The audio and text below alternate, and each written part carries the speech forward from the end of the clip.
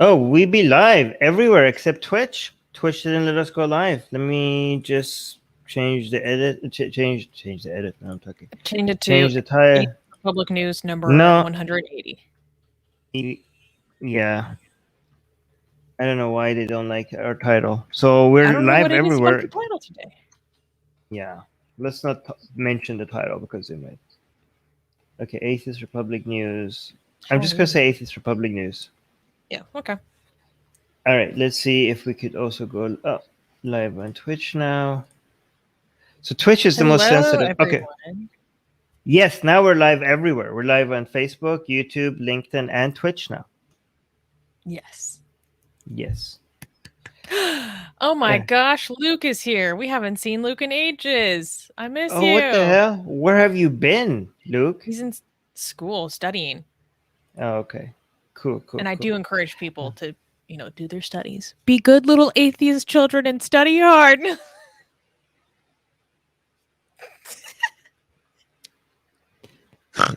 Okay.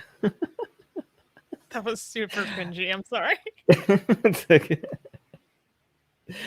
All right. Let's just pretend that didn't happen. I'm kidding. That was all right. We're going to be covering the news on atheism. I'm hearing echo, but I'm assuming it's just me, as usual, and nobody else is hearing the echo. We're going to be talking about news on atheism, secularism, culture, some stuff that is somewhat relevant. Suze picks the news, so we'll see what Suze has picked today. This week is one of those weeks where we have a news topic that isn't, directly religious, but so that that how you threaten that we do that just to annoy people when that's not my intention, anyways. That's actually true this week. All right, so out of the 10, one is not religious. Okay, I wonder what that one is. Okay, so let's go to. Okay, so for the first news, can we clap? Yes, it's very interesting. First news. New study examines anti-atheist discrimination in the workplace. So this is a study that I just found out about recently, and I really wanted us to discuss it.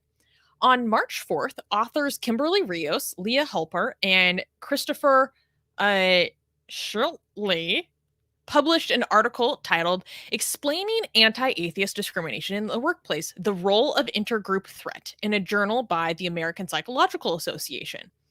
This study claims that people are more biased against atheists expressing their lack of belief versus theists expressing their beliefs, particularly in the workplace environment. Rios referred to atheists as one of the, quote, most disliked groups in the United States, as atheists are viewed less warmly in the U.S. versus Christian, Jews, and Muslims.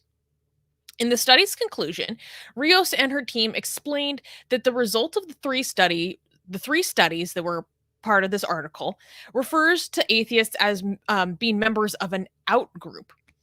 They stated that such discrimination might have something to do with the fact that Christian, Jews, and Muslims fall under the broader umbrella of religious, whereas atheists are a separate category altogether, end quote. So atheists are viewed as less warmly. Wait, are they treated less warmly or is seen as less warmly? Which one did you say?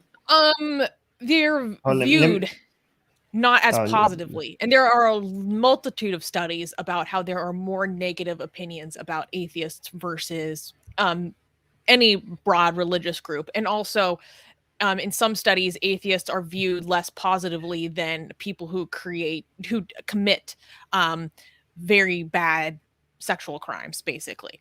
I'm not going to use the R word.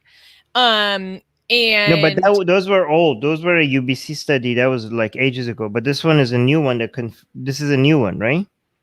Yes, but this study is referencing that past work to try to explain the attitudes that are that were demonstrated in this study. So this study was very interesting. The authors conducted an experiment across 3 studies with some variations. The premise of the experiments was focused on the whether and why when it comes to the religious expression in the workplace. So participants were shown these little recorded vignettes, a little recorded scene of actors like with employees seeking to express their religious beliefs in the workplace or seeking to express their atheism or non-belief in the workplace. And, little like mini skit. And it would display these employees requesting to display something that lets them express their belief or non-belief. And the employees in the vignette were either a Christian, a Jew, a Muslim, or an atheist. And then after going through these scenarios, and there were controls and all this stuff, the participants were then asked to rate their willingness to grant the employee's request to allow them to express their belief or non-belief. And people there was lower approval for atheists expressing their non-belief in the workplace. And they had different theories that kind of played upon well-established social psychological theories of intergroup dynamics that they kind of used to explain their findings. But that was the gist of the study summary. Okay, so and this is worse than what Muslims are facing in United States? Yeah. They were Okay. the participants of the study, when put in the theoretical position of being the employer, being the boss, they were more likely to grant the requests of any group that was religious versus the atheist group or atheist employee. All right. So just a few things. First of all, I want us to be able to highlight this because this is such an important topic. Like, just compare the level of attention that this is getting to the discrimination against Jewish people and Muslims in North America, right? And when I say that, I hope nobody thinks that I'm saying that the discrimination against Muslims and Jewish people should get less attention, okay? In fact, those should also get more attention than they're already getting, okay? Like, I'm not advocating for less attention to anti-Muslim or anti-Jewish discrimination, right? I'm not advocating for that. Like, please get that in your head, okay? In fact, I would advocate for more of those. However, the fact that atheists are, by so many studies now, in North America, like, I can't even imagine how bad this must be everywhere else, given that this is what we say, not everywhere else, in many other places, right? Given how bad this is in North America, like, I can't imagine how this is like in Egypt, for example, right? Yeah, no, but like, you wouldn't like, dare. Are you kidding me? Are there even but like Jewish people left in Egypt? No, I'm talking about atheists. Sorry. Let me, so I'm talking about atheists, right? Let me just be a little bit more clear, okay? Given how much attention, deservedly so, attention, anti-Muslim discrimination and anti-Jewish discrimination is getting in the United States, look how far behind we are, that even bringing attention to the fact that atheists are facing discrimination in the United States gets ridiculed, not just by non-atheists, by atheists. People who are atheists that think like, oh, you're just being a crybaby. You just want to. This is like victimhood competition. Again, we have to be careful, guys. If you are an atheist that is not facing discrimination, do not act like you are the goddamn victim, right? Like, don't use this as an opportunity to be like, oh, poor me, poor us, okay? Don't do that, because you're not helping, right? Like, learn from this whole victimhood competition in other people who are being discriminated and then ruining movements that are supposed to be for people's civil rights. Let's make sure us atheists don't do that. Well, we can make sure, like, at least you don't do that, right? Like, for example, I want to bring attention to this because this is not getting enough attention. And I want to also mention that I am not discriminated against as an atheist, okay? I have almost never felt discriminated against for being an atheist, okay? So this is not about me, okay? So I'm not like, oh, poor me, like none of that. Okay, and please don't do that yourself. Okay, unless you're actually a victim. Okay, and also, and when you're a victim, be careful not to exaggerate what's happening. Okay, but this does, we don't want to compete in the victimhood Olympics personally, but there's a gap here. Like, this is like, we're not trying, like, when we're bringing that attention to the fact that there's a gap here, it's not because we're trying to out compete in like who's the greatest victim. This is actual data, right? Like, this is not something that we want to win at, right? As being the greatest victims. This is just facts, all right? This is like, I'm also, let me be clear. I'm pretty sure there are some other metrics that you could come up with that atheists are not the greatest, the most discriminated against, right? Maybe if you look at job discrimination, maybe, I don't know, maybe atheists come up at the top. But if you think about actually maybe in some other more important metrics, for example, if you look about violence, right, then maybe Jewish people will become much higher on the list, which is actually a much more Not important maybe, metric. Right? definitely. Yeah. Like, that's what.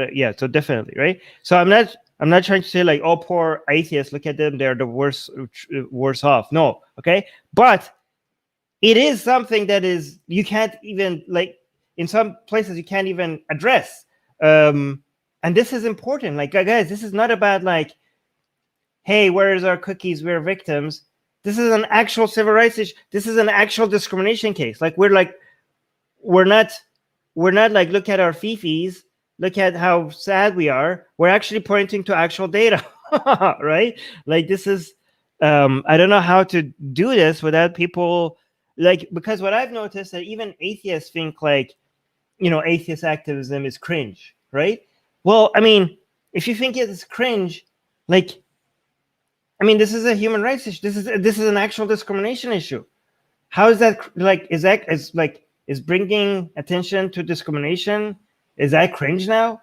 Like, I think like some edgy people have had bad experiences with like edgy atheists, always like maybe exaggerating things, and maybe sometimes having experience with people who are just seems to be oversensitive about like many things. And then now, like, you're like, okay, well, now we're actually talking about a discrimination. Like, people are like, oh yeah, atheists, like, now they're crying about something else. Like, no, guys, this is an actual studied case. They are being discriminated against. This is a civil rights issue. This is an anti-discrimination case. This is like, if you care, if all of this news and highlights and activism about helping Jewish people against discrimination, and helping Muslims against discrimination, and helping other minorities in the United States against Black people against discrimination, can we also maybe, like, without like talk about atheists, given that this seems to be a big issue? Right? Like, no, like, yeah, please, like, just a little bit. Yeah, go ahead, Susanna. These are all very good points, and I'm completely on board with you. I just want to clarify some things so it's clear to the audience. So this was studying attitudes of a sample, right? I think of university students from a Midwestern university. At least one of the studies had like 900 students, and there are 3 that composed this article as a whole. And so this was examining attitudes, not explicit real world cases of discrimination in the workplace. And I just want to be clear that there is a difference between being discriminated from a hiring position in a job, and which is against the Civil Rights Act, right? But then there's a difference between that and just to what extent you allow someone to express an opinion or belief that they have in the workplace. Like, that's actually technically not really within the purview of the Civil Rights Act. Like, this law does not control how employers should perceive their employees, how colleagues should perceive their colleagues, nor does it criminalize, not cooperating with someone's expression of their belief or non-belief. In certain circumstances, like sincerely held moral and ethical beliefs, should be accommodated unless there's an undue hardship on the employer. But I just wanted to make that distinction, is that this is more attitudinal versus discriminatory action. But kind of some of the theories behind why this was the case that the study posited was that atheists are perceived as constantly imposing their lack of belief on others, regardless of what faith group that other may be. And then the second one is the well-studied attitude that atheism or atheists are seen as detrimental to like a company's economic state or resources, because they're just seen as like potentially like amoral people. Obviously both of these things are not inherently true, and it played on some really interesting psychosocial models of the intergroup threat theory and the in-group identity model.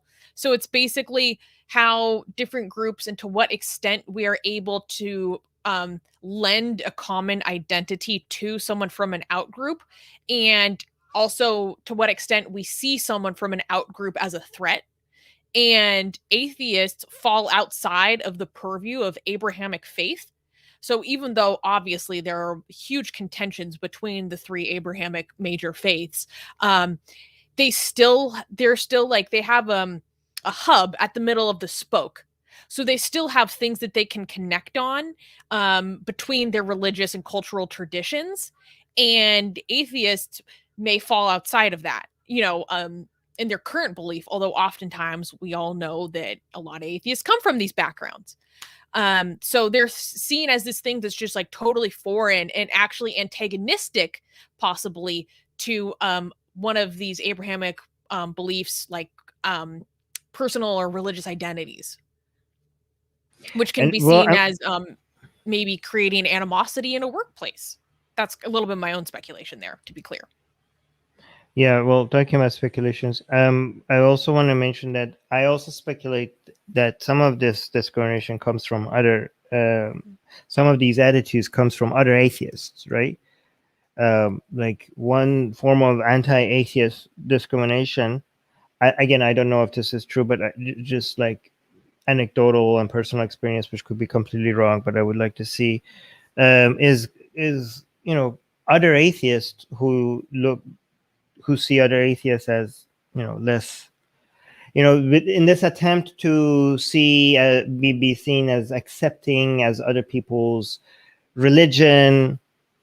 You notice a lot of atheists be like, I'm an atheist, but not like those atheists. You know what I mean? I'm the good atheist. I'm a good one. Don't worry, I'm not like those other annoying atheists. And also, I see a lot of atheists say that, I'm an atheist, but I keep my atheism to myself because I don't want to be hostile to other people's. I respect others' beliefs. Yeah, let me finish this. Yeah, no, but the thing, well, here's the thing, like the idea of, it's very interesting because they have the standard to what it means to respect other people's beliefs that they never hold for religious people, right? Like a lot of these atheists would never say like a Muslim should keep his views to himself, should never talk, like should not mention what his views are. Like they're like, oh, they will accept that for them. They're like, they would even welcome it. Like imagine if do not see a Jewish person ever talking about their culture, for example, as an attack on themselves, right? They would never say like, or about their beliefs. Like if somebody comes to work with, I don't know, symbols of their religion, they don't feel like, okay, this is an attack on me because you expressed your religious views. They would be like, no, of course not. I'm very accepting. You do you. I will be, live and let live. You could express your views and whatever. But then when it comes to themselves or other atheists, the mere mention of the fact that you're an atheist is considered an attack on everyone around you. So they're like, oh yeah, I'm an atheist, but I don't use that label, or I don't mention to people that I'm an atheist because I don't want to attack people. Like they consider a mere identification of yourself, just the label atheist, just saying that you don't believe in God and an attack on everyone around you. This is the standards that atheists have on themselves. This isn't, a lot of anti-atheist discrimination is just self-inflicting. But go on. Oh, well, I was just going to share, again, anecdotal personal experience. In my personal experience, the atheists are just non-religious people who have this very poo-poo attitude towards secular activism. In my personal experience, are those who didn't grow up religiously, so they don't see what the big deal is. They're like, why do you care so much about this? Why does this make you so angry? Why does this make you so aggressive? And I'm like, I want to prevent abuse. I want to prevent the crap that I had to go through, like based on, I'm more personally compelled because I have personally experienced, the harm of it to go forth and prevent that harm. Whereas those who had the blessing, shall we say, of not being raised religiously, they're like, you just seem so angry. Like, what's the big deal? And that attitude really frustrates me. Of course, isn't the case. I know a lot of people who grew up completely non-religious who are very passionate about, the same things we are. But that's who I most often hear that kind of attitude towards. But I have a proposition. I actually was able to get the full PDF of this article. Would you be interested in maybe doing like a full stream on this? Yeah, maybe we could discuss that off air, but yeah, maybe. I also, given what you said, I also want to do to those atheists who like have these attitudes towards other atheists, but seem to be very accepting of religious people. I just want them to also, whenever they're thinking about an atheist, just mentioning their lack of belief or like talking about, I don't know, certain rights or attitudes that needs to be fixed, or certain lack of belief that needs to be normalized. If they think like that is like hostile or disrespectful or not needed, just imagine their fellow atheist if they were like Jewish or Muslim, and just think like, just pretend like the attitudes that they have towards them expressing themselves, if they had that towards a Muslim or a Jewish person, how would that make them feel? Like, would you have the same? And then realize that they are one of the examples. They are one of the examples of this discrimination, right? These atheists who feel like that, like, you are the reason why we need to do these things, right? Because you don't have the same standard that you have for Jewish people or like Muslims. You don't have that for atheist people, right? So if, for example, if a Muslim comes to your workplace as, goes like prays in the middle, or like take out his Quran and wants to read it, you don't go to him like, I don't know why you care. Like, why do you have to like do this? Like, why would you like, why do you care so much about this? Like, or if somebody complains to HR about thinking like the work, people are not, he's being mistreated for being a Muslim, or he doesn't feel like it's a welcoming attitude. Like, what would be your reaction to that? If your reaction to that would be cringe, but then why would that be to an atheist? Just see if there's some bias in your own head, and if yes, then you are the reason why we need to bring attention to this. But again, this will one day become a big thing globally.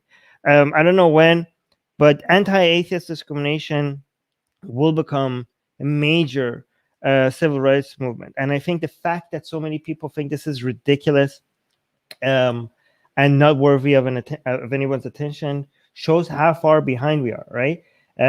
Because any other group that is treated like this globally right now, is their human rights issues are major topics, and there are multiple organizations, movements dedicated to helping them, but not for atheists, right? Not for atheists globally. If you don't, let me just tell you, if you don't care about atheists, care for, let me tell you why, for selfish reasons, this is in everyone's interest. Because in many places, atheist rights and accepting attitudes towards atheists is the last thing that gets fixed, right? So given that this is the bottom of the list, if you could be a society where atheists are accepted, almost everyone else is accepted, right? Like, this is like, this is a society where it accepts everybody if atheists are accepted, right? Like, this is good for Muslims, Jews, ethnic minorities. Like, this is a level of tolerance that your society has, right? So, it's just like, we're kind of like the canary here. But yeah, you wanted to say something? Well, I actually have a small confession to make. Like, What? Those atheists who didn't care and didn't even think of this and like poo-pooed and like dismissed like so-called angry atheists, like that was me. Until like I got involved with Atheist Republic. Until I learned of Atheist Republic and the work that we do. Because I wasn't educated. I didn't know what the stakes were in so many different countries. I took the protections that I have in the beautiful thing called the Bill of Rights for granted, the majority of my life. And then I learned and it completely changed my attitude. So I just want to let people know, like, your mind can change, and that's part of what we try to do is teach people and really inform them about what it is like for atheists around the world, because a lot of people in North America and Western Europe, they don't know and they never considered it. But once they learn, they're like, oh, that's so messed up. I want to be on board. Yeah. And yeah, by the way, if you're one of those people who is not experiencing victimhood, but they're crying about it as if you're the victim, you're the reason why these cases, why people dismiss us. So please don't make this about yours. Please. If you want to help, don't make this about yourself. Okay. Anything in the live chat that is relevant that we want to highlight about this? Well, Secular Rarity is calling me a badass for my turn of face, my 180. So I will highlight that. Anything else? Because I saw a whole bunch of Susie. Just people sharing their own personal experiences of discrimination or not within the workplace. Some people work in religious workplaces and they say, actually, they're very accepting. Some people say, I get more negative feedback from my colleagues, but it's not that severe, but it still happens, very interesting. Right. Yeah. Yeah. All right, guys. Just hopefully we could normalize this. Guys, here's just one advice. If you can get away with identifying yourself as an atheist, okay, that's helpful. Being open about your atheism. Please be careful. I don't know where you are. This could be very dangerous, so don't do that if it's dangerous. But do so if you have very carefully assessed the risk and all the other costs, and if the cost is not high. If the cost is zero, especially, please consider labeling yourself an atheist and telling people sometimes that you're an atheist. Don't just like throw it out there like randomly, though. Like, don't be. But if the opportunity comes out, like, make sure it helps. It helps normalize atheism. But what? There's a comment by Hal Jordan that I just want to call out saying, why do you guys not talk about the atrocities against religious minorities in Pakistan? Hal Jordan, I would like to let you know that, one, you're obviously new here. I know more about the religious abuse of religious minorities than probably most of the Pakistani diaspora across the world. Okay. And I do more than pretty much anyone else I know to educate people on this issue. So, maybe check. I would actually encourage you. I think you would really like a lot of our other content because we spend a lot of time talking about this. So go check it out. Well, actually, I have a question for Hal Jordan. Okay. Hal Jordan, why are you so dumb? Oh, why no. I'm trying to encourage him to go check out what we do. Okay, I will encourage you to be less dumb by assuming less. Just don't assume things. Just be less dumb. Okay, that's my advice. Everyone's like, "Oh, you must be new here." Anyways, let's I have the wrong article. Go to the next news. It is 1 second. Very interesting. Do we clap? I think we can clap just because it's like a what the hell kind of story. Wait, there's something wrong with this link. I don't know why it says the IP has been banned. What? Weird. You were just on the other page. Yeah, but now it's not. Yeah, Atheist Republic has been banned. Let me see our website. Does the website load for you? Yeah, it says the IP has been banned. I just had it just a second ago, but now I can't bring it up anymore. What the? Hold on. Okay, well, do you want me to pull it up? Yeah, I have everything else open, but can you pull it up, see if it loads for you? Yeah. Let me. Did something happen to our website just now? Oh, here, another browser. I managed to bring it up with another browser. Okay. Okay. There's something wrong with my other browser here. Well, we should investigate that later. Yeah, that's very weird. All right. Can we clap? Yeah, let's do it. Next news.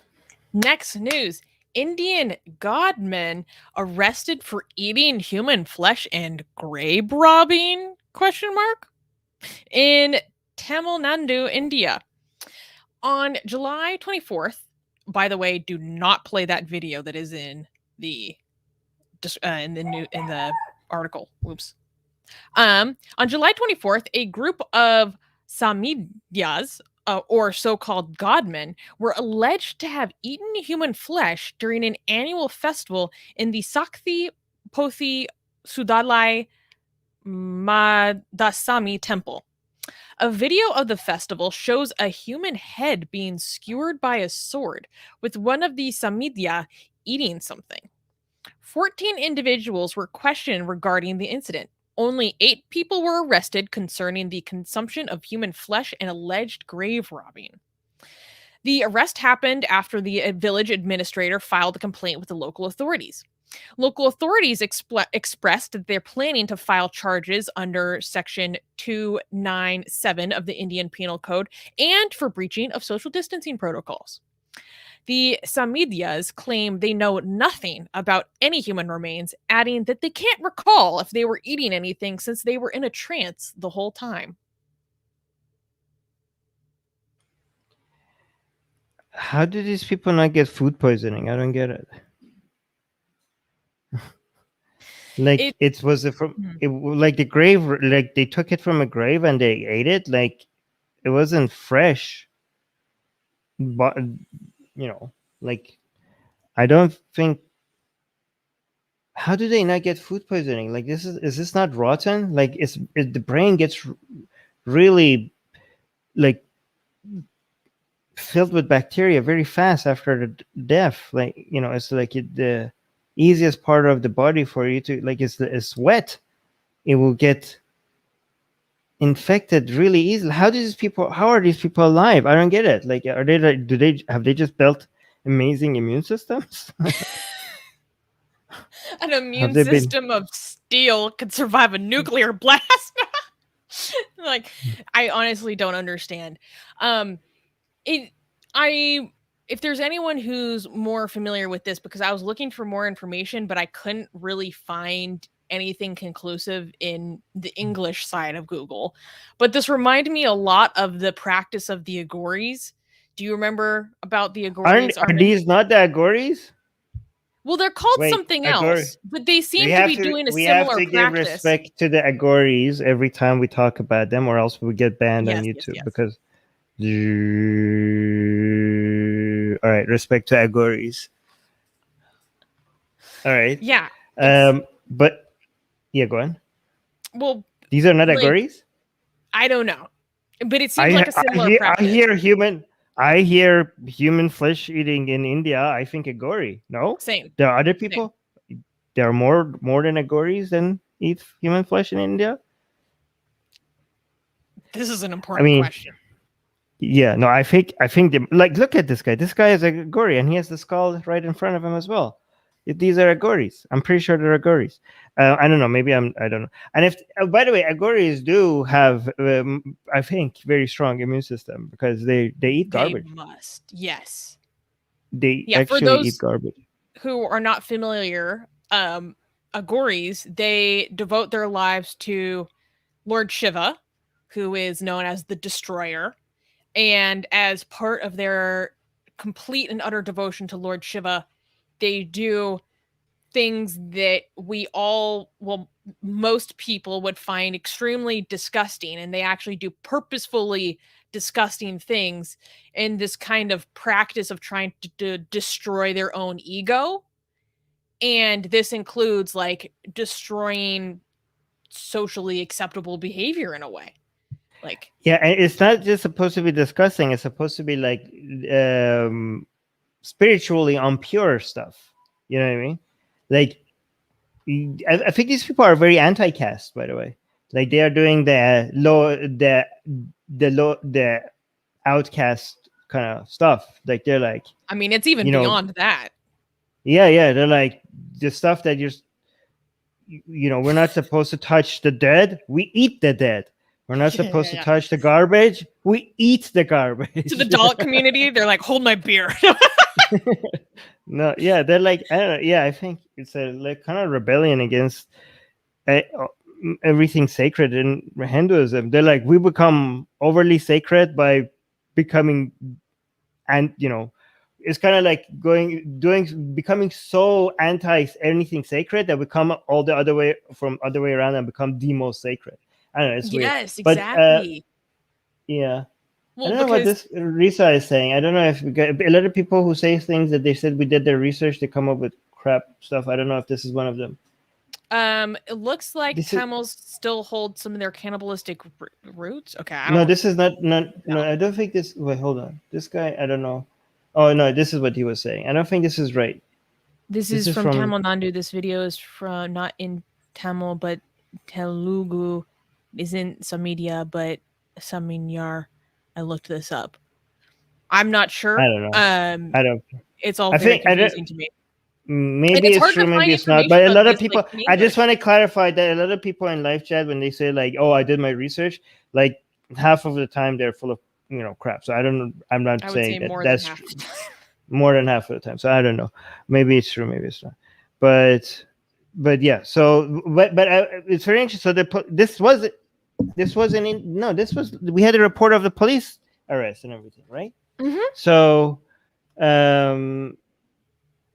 but I'm just very happy that the police came in and they're like, you're arrested for eating human and not properly social distance. That was my favorite part.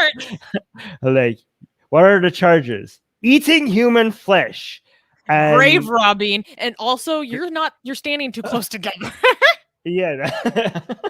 The duality of man right there. Like, was it too much to ask for you to do your human flesh eating while staying 6 feet while wearing apart? PPE? Thank you very much.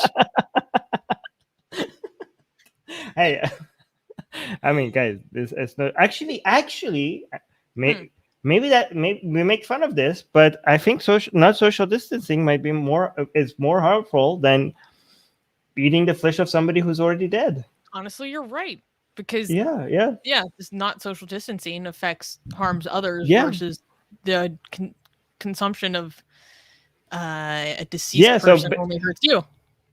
So based Indian police I'm actually impressed with the Indian police right now. They're like, we're gonna uphold all the laws, not just anti-human flesh eating. We're gonna make sure that everything is enforced. I know that's pretty good. Indian police doing its job properly. Yeah. So this was just kind of a moment in this week in extreme religious practice. This happened. Oh, the person in the live chat is like, mate, my grandpa was Tamil. Like, okay, you know that people are full of crap when they use like that as a way to say that there's something. They know when people use like, oh, my grandpa was from here, therefore I'm an expert at this, then they're full of crap. All right. There is nothing you hate more than people claiming expertise just based off of ancestry. And AG is going, not true Hinduism.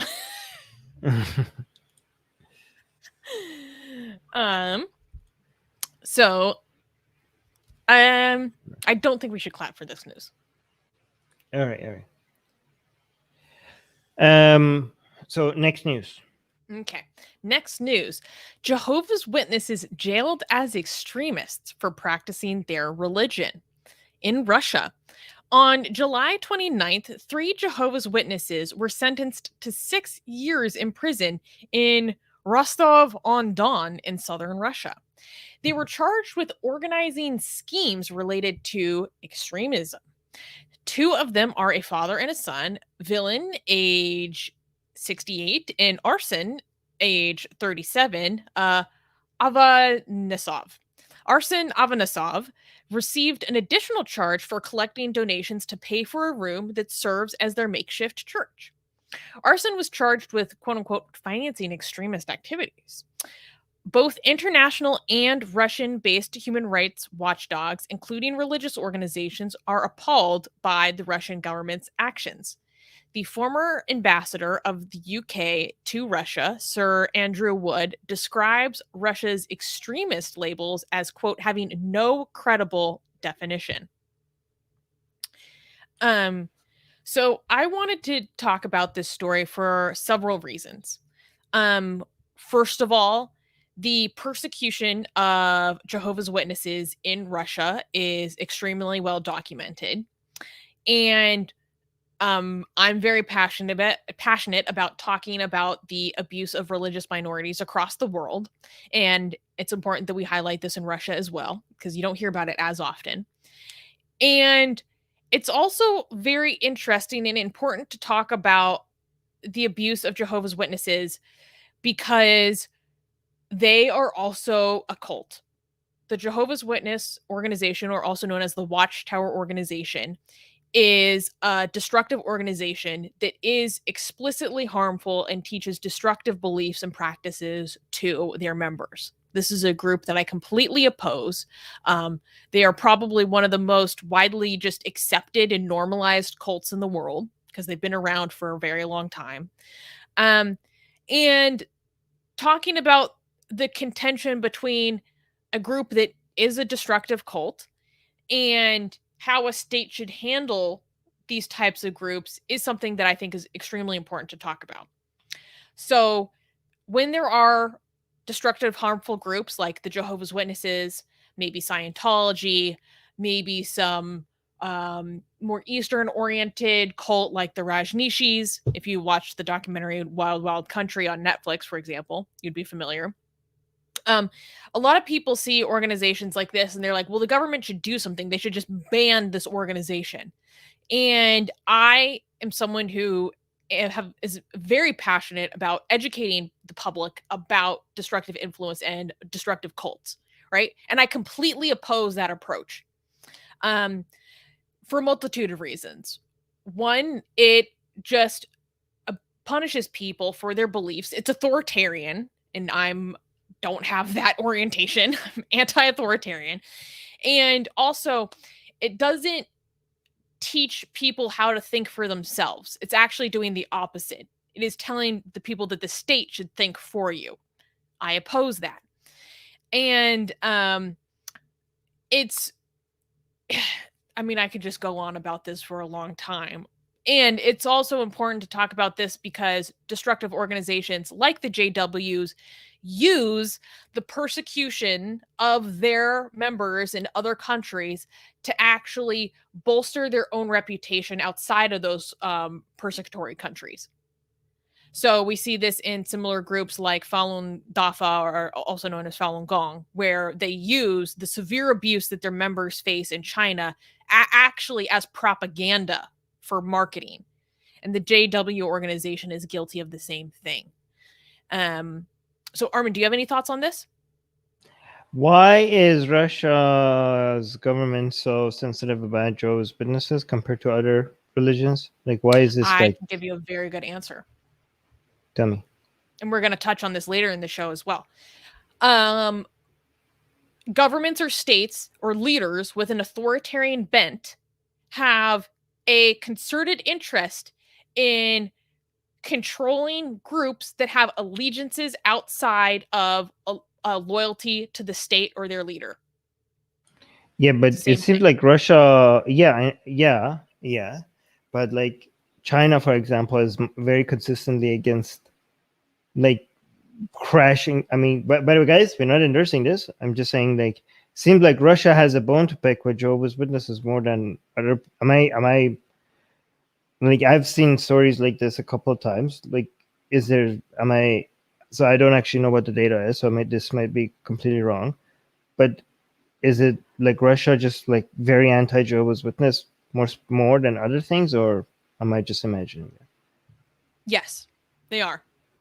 They are. So why is it specifically Jehovah's Witness that they're so sensitive about? Because of, well, kind of for the reasons I said before, but Jehovah's Witness is like broadly a Christian belief system, but it exerts an insane level of control over its members versus other Christian organizations. And they also have very, I mean, not to be all Catholic on you, not to go all Catholic, but they have very deviant beliefs, like deviate from the orthodoxy of common Christian thought. And there's a massive emphasis in the Watchtower organization on recruitment. It's one of the most important things that the members do as members or the organization is to distribute propaganda for the organization. So again, very authoritarian states would have an interest in not allowing that type of behavior. And when they say jailed as extremist, how do they define extremism? Because we're talking Russia here. I mean, like, well, I mean, like they're accused of financing extremist activities when they're trying to like raise money where they can have an underground church, so this is exactly that question is exactly why the international community gets up in arms about instances like this. This isn't the first time that this has happened to JWs in Russia, because to quote the former ambassador of the United Kingdom to Russia, Sir Andrew Wood, he says, quote, "Russia's goal is repression, not the exercise of justice." Like, everyone has that exact same criticism as you did. It's like, wait, by what definition? By what standard? Besides the standard of they do not fall in line in the same way with what I want as an authoritarian state. Does that make sense? Yes. I just think, like, is Jehovah's Witness an actual threat? It's amazing that they take these actions so preemptively before it becomes a problem, because I don't think it's a problem right now, right? Like, these people are so paranoid about losing control that they don't even wait for something to be a problem. Like, this is control. This is a group that we have no control over and is coming from outside, so it needs to be destroyed. It's like, okay, or chill. If you were trying to like play devil's advocate, so to speak, they say, like, we have a concerted effort in our citizens not falling prey to very destructive organizations that do promote legitimately and objectively harmful, very harmful beliefs, and on so many different levels. But obviously the two of us would completely oppose this approach. It doesn't work. First of all, like, Australia tried to ban Scientology within the continent of Australia. I don't know if it's still banned, but it didn't work. It just goes underground, and it actually fuels the persecutory delusion of groups like this, and they use that to legitimize their dogma. And also, you're doing a lot of weird thought reform patterns within their members as well. And also, you're doing a lot of marketing for them, because now they're on the news and people are now curious. If you try to make them illegal and then you didn't succeed, now that it's not illegal, you managed to get them so much coverage that now that it's legal, people now have to go check it out. Some people have to go check it out. So that's how. Yeah. Anyways, anything you want to highlight in the live chat before we go to the next news? AGA was saying that they are not currently banned in Australia. Not banned. I believe that happened in the 70s. Yeah. But the attempts and the failure. Mm-hmm. The attempt and the failure of banning them would be the best marketing for them possible. Anyways. She's also correcting me. She's saying they, meaning the Australian government, never tried to ban Scientology, just removed tax exemption. I must be misremembering something I learned in a documentary. Thank you for that correction, AGA. Okay. All right. Can I clap for the next news? Yes. Wait, that was pathetic. Next news. That was Next also pathetic, news. but let's go with it. International Criminal Court charges Iranian national for 1988 massacre. So, the massacre occurred in Iran, but on June 22nd, the Office of the Prosecutor of the International Criminal Court in Sweden began the trial for an Iranian national. The unnamed defendant is suspected of playing a vital role in the series of political killings in 1988. The trial is slated to begin on August 10th. Many news agencies refer to the Iranian national as 60-year-old Hamid Nouri. In the late 1980s, Nouri was the assistant to a deputy prosecutor in the Gohardasht prison in Karaj, where many prisoners were subjected to torture and inhumane treatment. Nouri affirms that he is innocent of all the charges. In an interview with a local news agency in Sweden, Nouri's lawyer, Lars Hultgren, insisted that Nouri is innocent, claiming that, quote, they have taken the wrong guy. Hultgren added that Nouri was in Sweden at the time to visit his family. The Office of the Prosecutor confirmed that Nouri's charges were for his time as the assistant to the deputy prosecutor. So I wanted to cover this news because we have, given Iran's recent election where Ibrahim Raisi is the quote-unquote democratically elected, we're skeptical, actually we know that's not the case, president of Iran. His election to that position has brought a lot of international attention to the crimes that happened in 1988 that were kind of hidden under the rug in a way for many decades, in which the government of Iran did mass murders of political prisoners who were part of an organization that go by the initials MEK. And I wanted to cover this because we were talking about this before and how there hasn't been much justice or attention surrounding these crimes. And this is kind of, it's coming around, you know, it's starting, people are starting to think about it. It's starting to happen. I also wanted to take a moment to highlight what MEK is and the dynamics of that. But Armin, go ahead. Yeah, this is the most, so we're talking about the executions that happen in Iran by the government. This is one of the most ignored mass executions in modern history.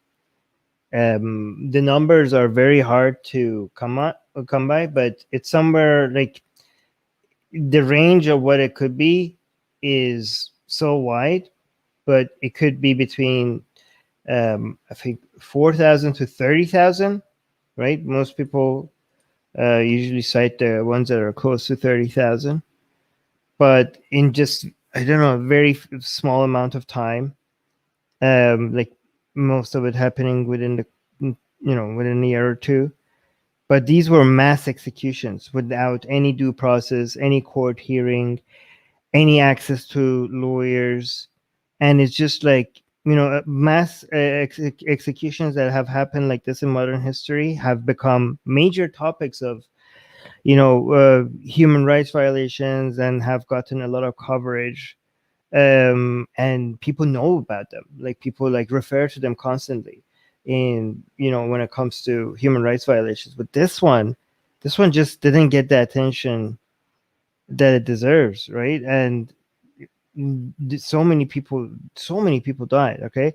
And I know like a lot of people, so another thing is that, oh yeah, so the reason why Susanna is mentioning Gracie is because this is now getting attention for two reasons. One, the new president of Iran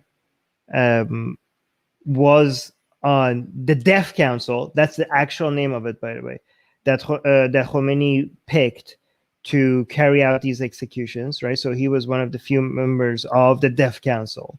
So he was the current president right now was directly responsible for these mass executions in the 1980s.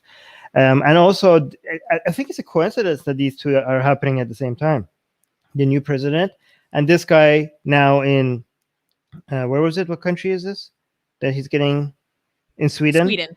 Mm-hmm. Yeah. So this guy was also responsible for these executions, and now he's getting. This is correct me if I'm wrong, right? This is the first and only person that has ever faced legal consequences for, like, this is the first time ever anywhere in the world where these mass executions in the 1980s is now being investigated and criminally, somebody's being criminally charged for them after on the so international long. Stage. Yeah, this is like new, and that's why those mass executions in the 1980s are now getting a lot more attention, right, than compared to before. Like, this was like a lot of human rights activists were desperate for this, for one day this getting some sunlight, right? This mass executions that just seemed like people just like, oh yeah, we did like 30,000 people were mass executed in Iran over like 2 years or something, and just like nobody knows about this. No, like, how many people in the life should even knew about this? So this is a major mass execution in modern history, and people are just like, oh yeah, I don't know. I didn't know about it before IEC. Yeah, I had no idea. So now people are like, fine, like people like, now that Raisi is the president, people are like, okay, this is our chance. This is our chance to bring attention to this. And now this happened. So a lot of human rights activists are like, finally, like some attention. But yeah, you wanted to mention something? So to be clear, it is kind of a coincidence. He was first arrested for his involvement. He was arrested in Sweden in November 2019. And technically, like I said, he's not officially named. It's just kind of like the press has figured out who they're referring to. And so Raisi is kind of, who was on this death panel, and he was kind of one of these prosecutors. And so he is charged with being an assistant to the deputy prosecutor in one of these prisons. And what I wanted to talk about was a large number of the people who were victims of these mass executions were members of a group that go by the initials MEK, like I was saying. And it's important to highlight the persecution of people from dissident groups in particular, because the MEK is a dissident group. It's like if Islam and communism had a baby. So it's a horrible group, horrible ideology, and it is a radical group. It is a group that has done attacks. Okay. Horrible attacks, horrific crimes, right? That doesn't mean that every member who was a victim of the thought reform and cultic destructive ideology of this group committed those crimes. But it's a similar situation that I was talking about with the Jehovah's Witnesses in Russia, where as the new Iranian regime was coming into power, trying to establish and secure its power after the Iranian Revolution, they couldn't deal with any potential threats to their power, right? So they just went way overboard with taking out these people. And it's a massive abuse, regardless of the fact that the people in these groups may have had really bad destructive ideas, right? So I want to make that distinction very clear. And it again falls into the pattern of they served and they still serve as a threat to the current regime, because their ideology and belief and commitment to their ideology is so strong that they are not willing to or able to fall in line with the current authoritarian regime and any given leader, right? So they're persecuted very heavily. But it's one of those instances where you have to be very careful in threading the needle of saying, like, yes, these people are definitely victims. In this case, 100%. That doesn't mean that we endorse what they believe in, and it shouldn't be endorsed. So it's very important to make that distinction. All right, so I just want to, for people who, when you hear executions, people usually don't imagine what we mean. So let's say the estimations were that the numbers exceeded 30,000 people who were executed, right? And the way that it was done, I'm just going to read this. Because of the large numbers, prisoners were loaded into forklift trucks in groups of 6 and hanged from cranes in half-hour intervals.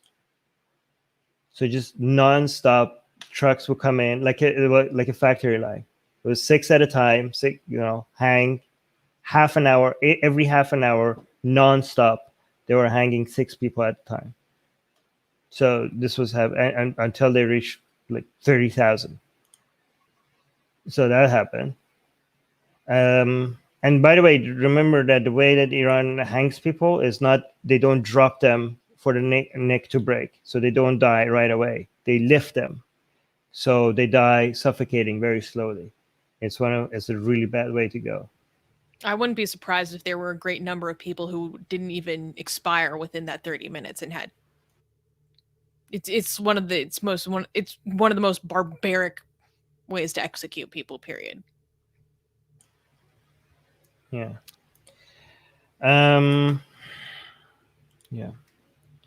Yeah, I know. There are some people who chewed at their tongue from pressure while they were being hung. Like, when you think about the Wild Wild West, that was the way that they kill people was extremely humane compared to how they do it now in the Islamic Republic of Iran. Like when you watch movies in the Wild Wild West, when people are getting hanged, you see a trapdoor behind them just open and they fall. They die immediately. They don't feel pain. Unlike in Iran, where they,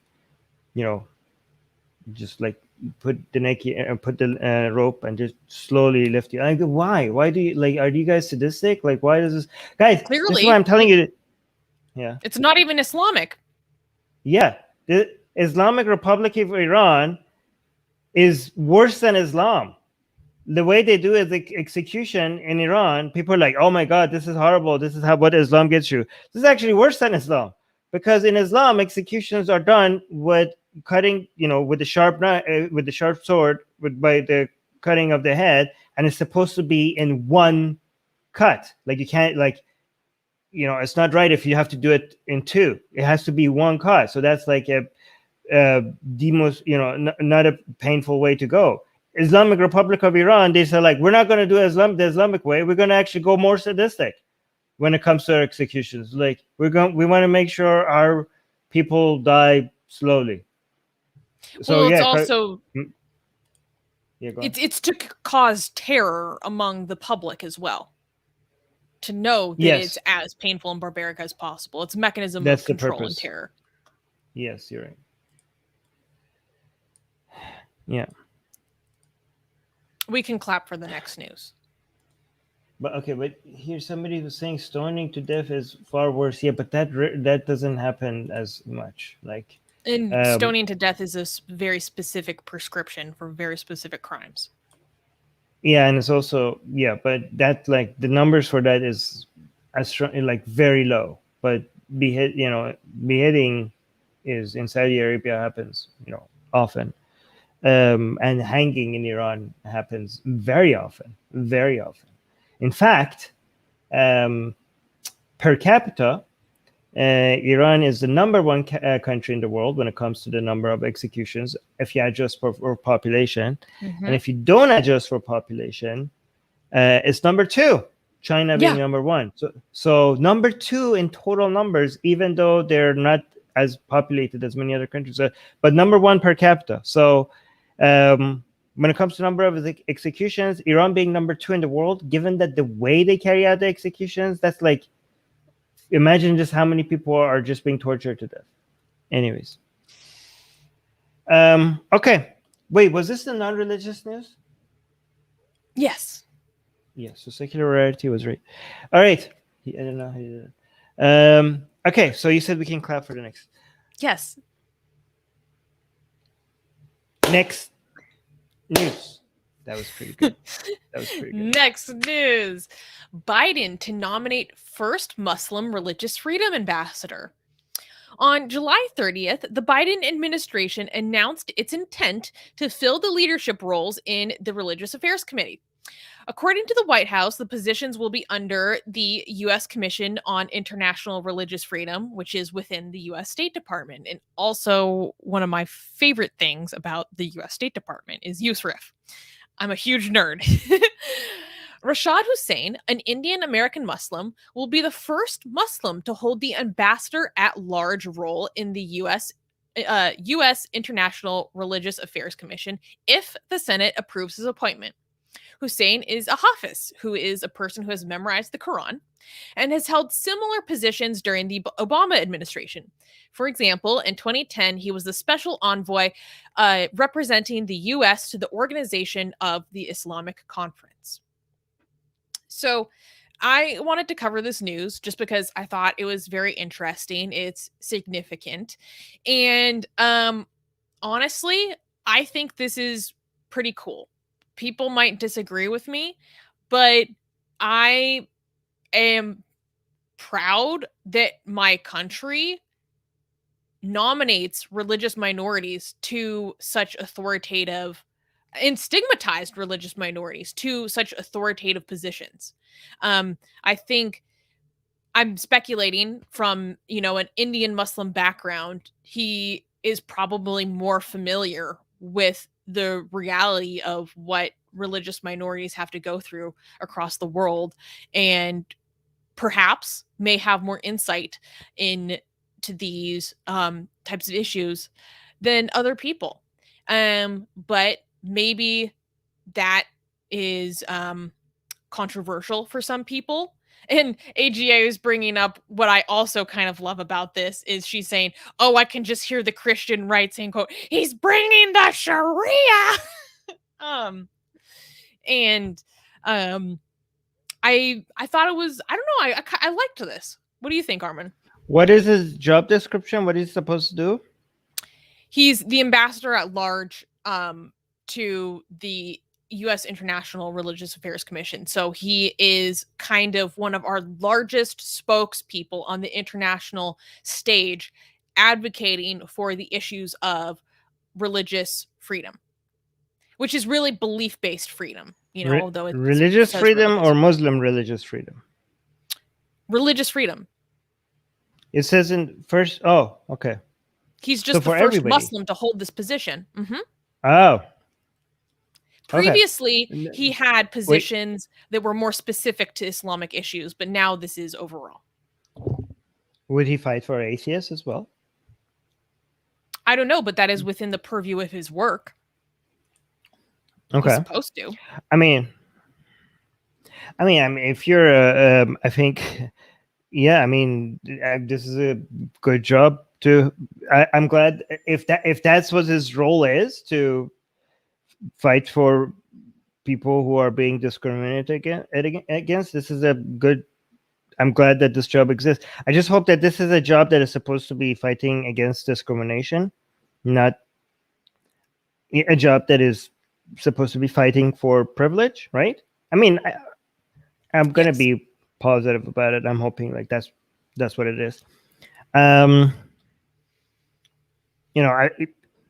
It would be very cool if we could see a Muslim, an Indian Muslim American, fighting for against atheist discrimination. That would be the most based. That would be the most awesome thing. Right. That would be like actually, that would be amazing. Can we keep an eye on this guy and see if he will ever do that? Because that would be the most based news segment ever. Indian American Muslim ambassador for religious freedom fights against anti-atheist discrimination in America. I want that title. I want that news title. Make it happen. Come on. What's this guy's name? What is this guy's name? His name is Rashad Hussain. Rashad, come on, Rashad. I know. Come on, Rashad. Come on. Come on, Rashad. Please make it happen. Go on. So I also just wanted to talk a little about this because, like I said, I'm a huge nerd for USRIF. Okay, like I'm a simp for USRIF. So the USRIF stands for the United States Commission on International Religious Freedom, and it is a function within the State Department. So they don't have direct power, but they are a body that studies statistically, they produce reports, and they study the issue of in religious freedom violations across the world. And so oftentimes you'll see news reports where they put out this country fell down the list on international freedom. This country was added to the list. Like that's part of what USRIF does. They also commission people to create reports on statistics. So, for example, USRIF produced a 2020 blasphemy report where they studied in great detail the issue of blasphemy and free expression violations across the world. Wow. I read the entire report because I use that as a basis for the data that I bring to you guys. Right? They include atheists in that report.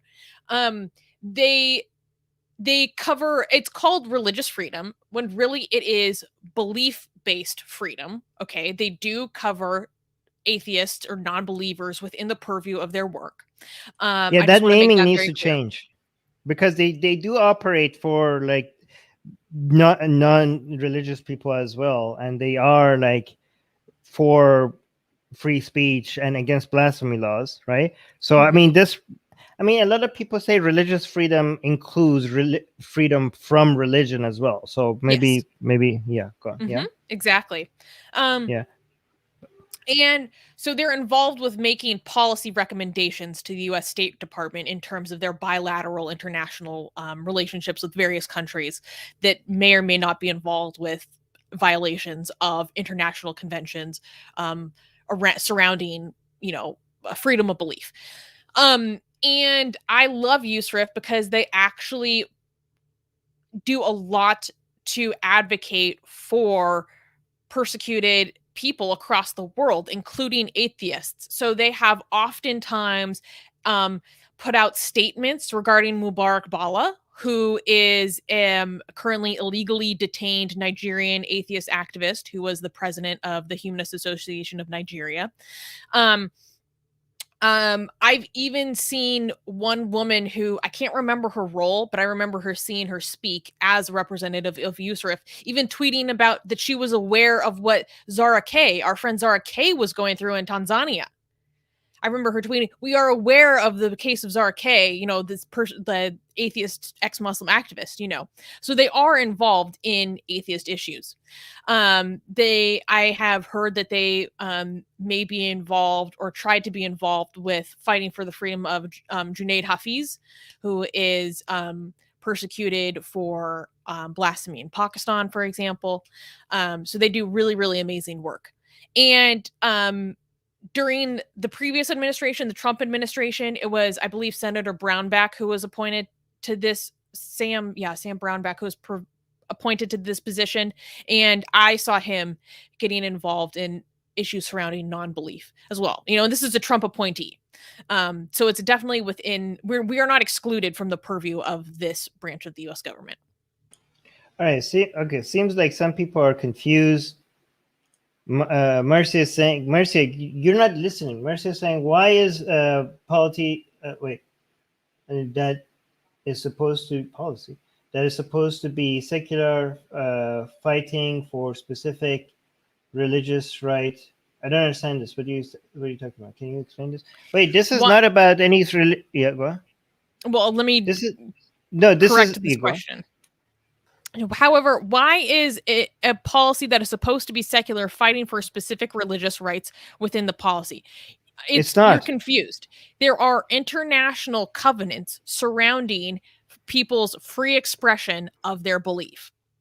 Internationally, most countries are signees of some degree or some version of these international standards. There are many covenants.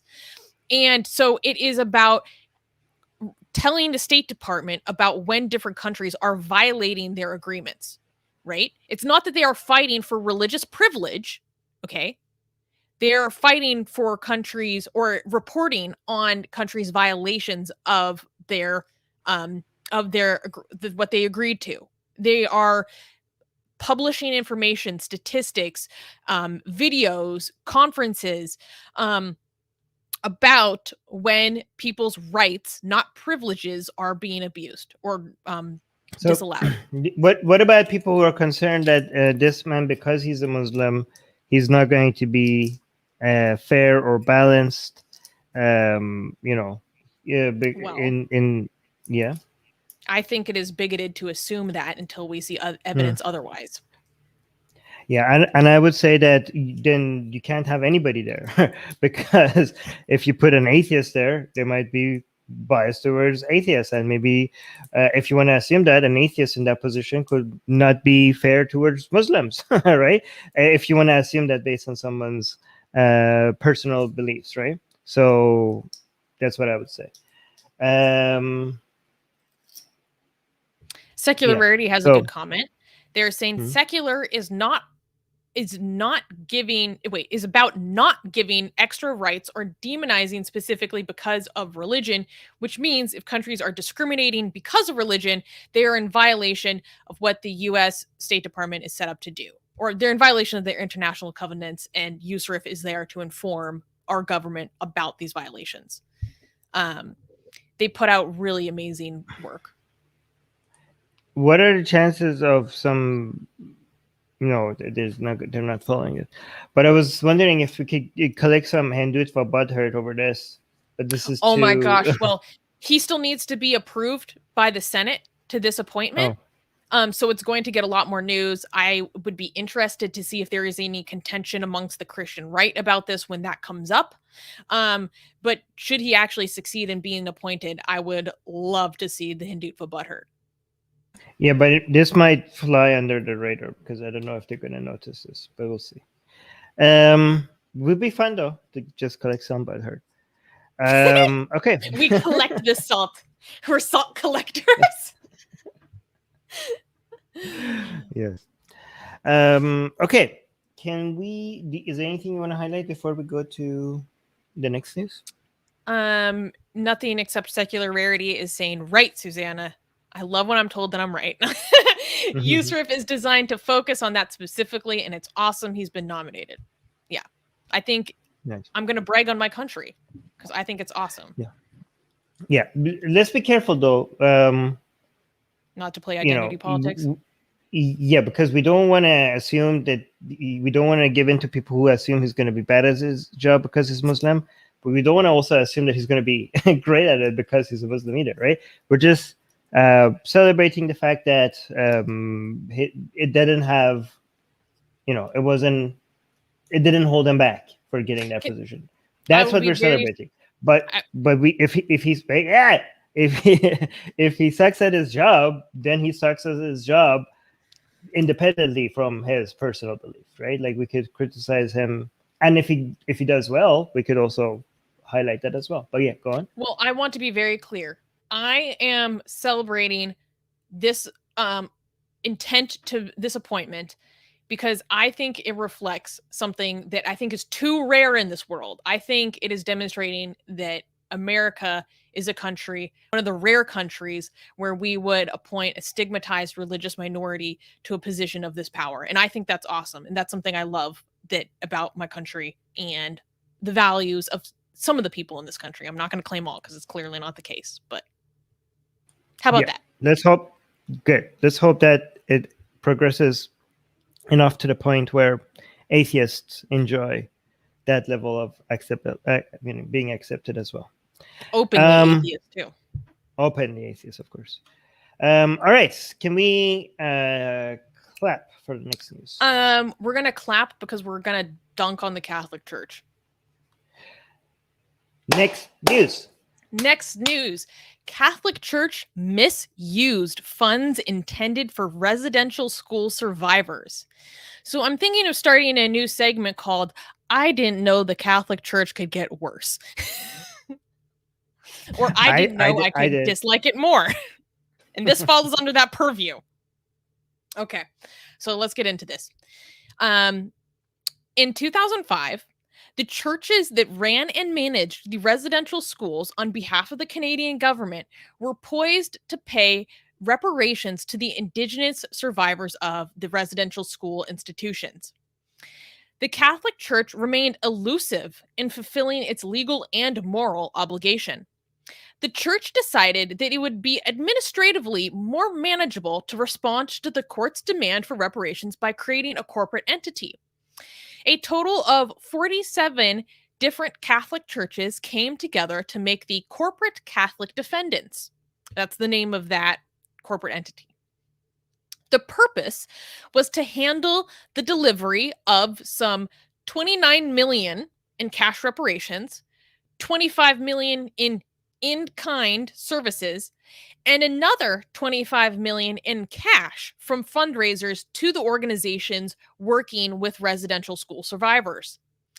In a 53-page summary from the court records was prepared by Anne McConville and Alexander Gray, both federal lawyers.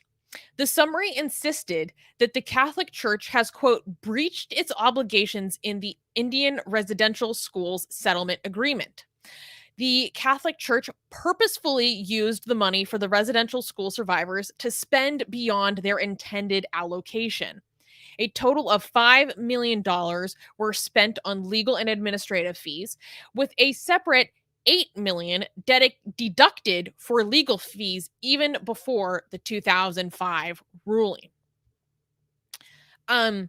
So I wanted to highlight this story because, as many of you guys are aware, there have been kind of a moral reckoning going on in Canada as different properties that were residential schools where Indigenous children were separated from their families and basically stripped of their native culture and language. Those properties have been found to have hundreds. Across just 2 properties, there were over 1,000 bodies in unmarked graves. And, you know, this has caused an uproar in Canada. And it's also caused a lot of people to re-examine how the Catholic Church has been operating in Canada. And so the news of this misuse of this whole program and funds from the Catholic Church is actually a little bit older. Like, a lot of these documents came forth from a 2015 case, but because of this revelation, this horrible, shocking revelation of all these unmarked graves across these different properties, it's kind of brought this back up to the surface. And so I wanted to talk about this again. Yeah, Armin? Yeah, I mean, this is great news. Just keep destroying yourself, the Catholic Church. Just want you to be the least popular religious organization. I mean, this is what they deserve. This stuff needs to be highlighted more. But I mean, they're still not paying the price for it. Like, this organization needs to be banned. Like, just shut it down. Shut it down already. Like, what the hell? Like, why? What does it have to happen for this to become like an illegal, criminal organization that is just like, internationally, just like, it's not. This is not just about people. We talk about not banning religions and not telling people, forcing beliefs and stuff. This is not about beliefs anymore, right? This is a criminal organization. This is not about this whole system needs to be shut down, not because people are not free to believe what they want to believe and people want to practice their religions.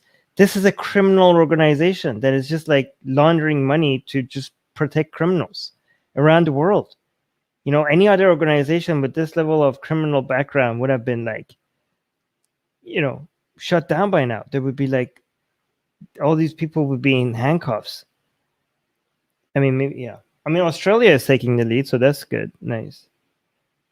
But there's a lot more, like, I'm just hoping that if more people keep seeing this and there's popular demand for being anti the Catholic Church, more government, more politicians will try to appeal to their populations by taking actions against, this church. But yeah, hopefully, I don't know. How much more time do you think the church has? How many more years? I'm saying. That's tough. I mean, you are talking about trying to take down literally the oldest institution in the West. I mean, you couldn't have like a bigger, like it's like Goliath, ironically. Like they are Goliath. Yeah. Well, I mean, the oldest means that this time already. But yeah, they need to go. They need to go. Bye-bye. Yeah. Thank you very much. Shut it down. Shut it down. What did Voltaire say? Crush the Lotham thing? He had the phrase. Like about the Catholic Church.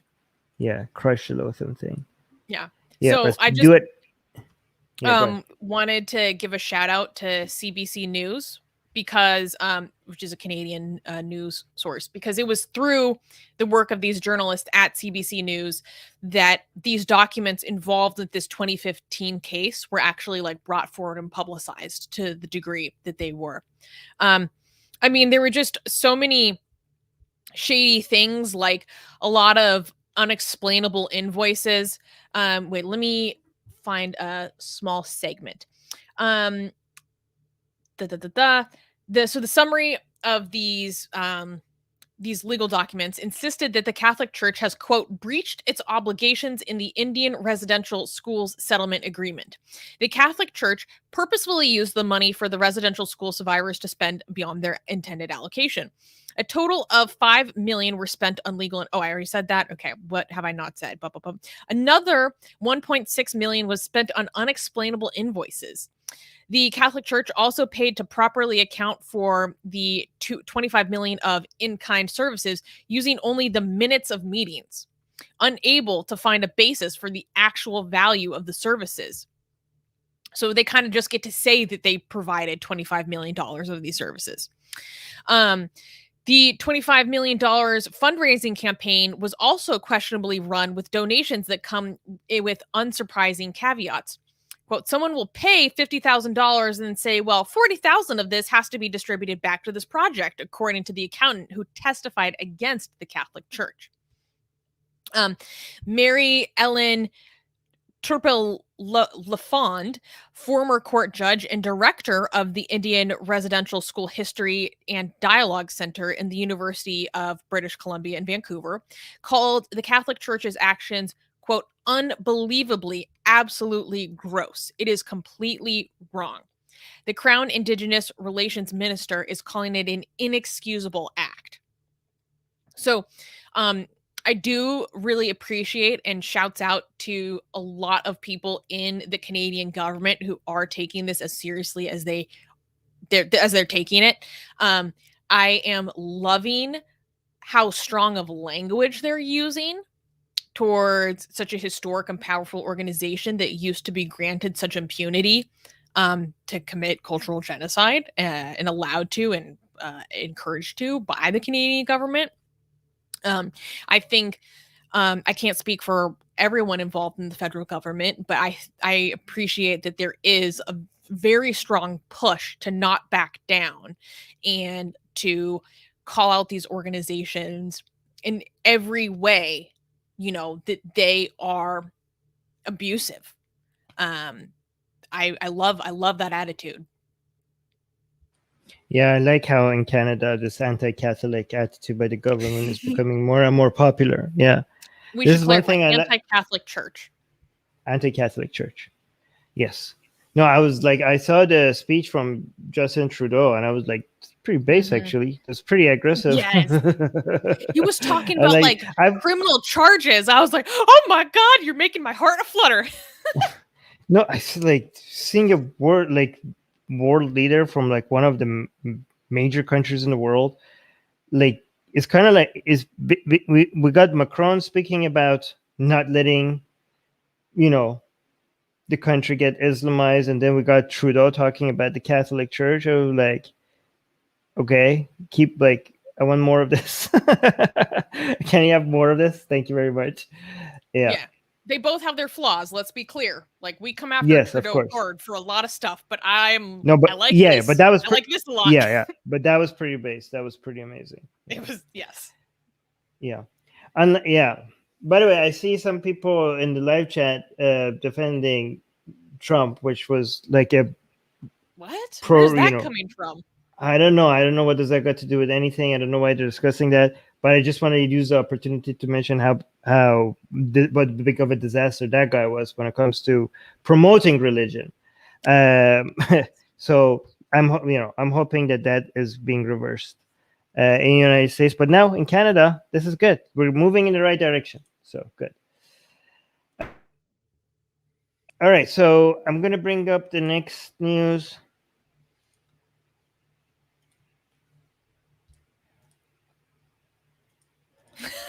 Secular Radio saying next time Susanna is having a bad day, someone send her a news story about how anti-Catholic Church the Canadian government is. Yeah. True. Yes. No, I'm hoping to get rewarded with this. I'm hoping like people will like, even if you don't like the politicians, when they do something you like you encourage it. reward them, but like, they need to see that there's a political capital in being anti, Catholic or religious privilege. Again, we're consistent here. Okay, we're against religious discrimination, but we're also against religious privilege, especially when they get away with crimes, right? Anyways, damn straight. Yeah. All right. We can clap for the next news. Yeah. Okay. Next news. China and Tibet fight to control the Dalai Lama's next reincarnation in Tibet. Well, technically not Tibet. Anyways, on July 6th, the current Dalai Lama, Tenzin Gyatso, turned 86. As the Dalai Lama grows older, the political pressure surrounding his succession has mounted. He will either name a successor or leave the world behind, especially Tibet, more vulnerable to China's aggression. The fight for the next Dalai Lama has expanded far beyond the spiritual boundaries of Buddhism. It has evolved from a mere religious tradition to a global geopolitical struggle, with powerful nations competing for control over the next reincarnation of the Dalai Lama. For example, the US and India have been working together, creating a surveillance network around Tenzin Gyatso. In 2020, the US updated its policies on Tibet, announcing that Tibet can select the next Dalai Lama without interference from other nations. Beijing vehemently opposed this move from the US. So I think this is something that's very important to talk about. I feel like over the past few decades, the Tibetan struggle, or the struggle to free Tibet from China's authoritarian influence and ongoing cultural genocide project, has diminished. I don't hear as much attention about it. And I think it's very interesting to think about what's at play here. Kind of a theme for what we've been talking about today in other segments is authoritarian states or leaders' interest in controlling groups that have allegiances outside of their state and their narrative and their authority, and suppressing any dissent and trying to mandate loyalty to their rule. And Tibet is a very good example of this. For example, in the Tibetan region, it's forbidden to have pictures of the Dalai Lama because this is a group that is deeply committed to their cultural identity. And part of their cultural identity is a loyalty and reverence to this figure that directly challenges the interests and authorities of the Communist Party of China. And as you know, the Dalai Lama is healthy now. He had a cancer scare a few years ago. But this is going to become increasingly more important as he ages. And well, before I go any further, Armin, do you have any thoughts on this? I just have a question. Is there a chance that we're going to have two lamas, two Dalai Lamas, two Dalis? Yes. Mm-hmm. So we're going to have a Chinese selected Dalai Lama and a Tibetan Dalai Lama. Wait, this is actually government authorities deciding whose soul is going to be transferred from this guy to the next. Like, the Yes. next Dalai Lama is the reincarnation of this guy that we're looking at, right? Mm-hmm. And Or so we're so-called talking about reincarnation. yeah, so-called, yeah, of course. But we're basically talking about government officials deciding who has authority to decide which body the soul of this man has gone to after he died. Wait, the next Dalai Lama is going to be a baby, right? Like, it's not going to be a grown man. Or like, when they pick a Dalai Lama, it's going to be like is it a newborn baby or is it like a fetus? Like, because no, it's usually a newborn. Okay, so so can the Chinese government like answer questions like what tools they have to evaluate, like what measuring techniques, how do they validate whose soul, how do they have a soul detector, and how do they identify if this person's soul is in the baby? Like, what measuring techniques do they have? Is it falsifiable? Can other scientists come and validate it? Like, how does this done? Like, when they're like, oh, this is the baby that is the Dalai Lama, how do they identify that? How do they know that this is a reincarnation of the Dalai Lama? Is there do souls have like a DNA, like a soul DNA that they measure the level of Buddha? I mean, the Dalai Lama is like supposed to be a reincarnation of the Buddha, right? I am not sure about, because Tibetan Buddhism is very distinct. I don't know if that's actually a good question. I don't know if it's directly the Buddha so much as the soul of another guru, kind of in the Basically. path of how Jains work, or Jainism works. I don't know how the Chinese government will go about, saying that they have found the correct Dalai Lama, but the moral of the story is that they have an interest in finding whoever that they can control, and who will adopt their the state line, the party line, right? So what I do know is that there's not just one Lama. Like, Dalai Lama is the highest Lama, but there are many other kinds of lamas, and there are many other instances of the Chinese government already appointing these secondary or tertiary levels of lamas and profiles of these state appointed lamas and what they're like and how they're different. The general process of establishing the next lama, any lama, can take years.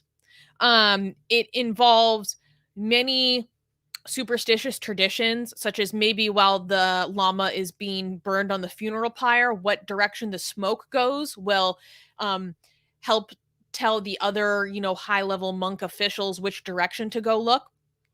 And then I believe one of the methods to establish who is the correct incarnation is they will find a baby through whatever direction that they happen to go look for the correct baby, and they will present the baby a variety of objects, and some of these objects will be belongings of the previous lama.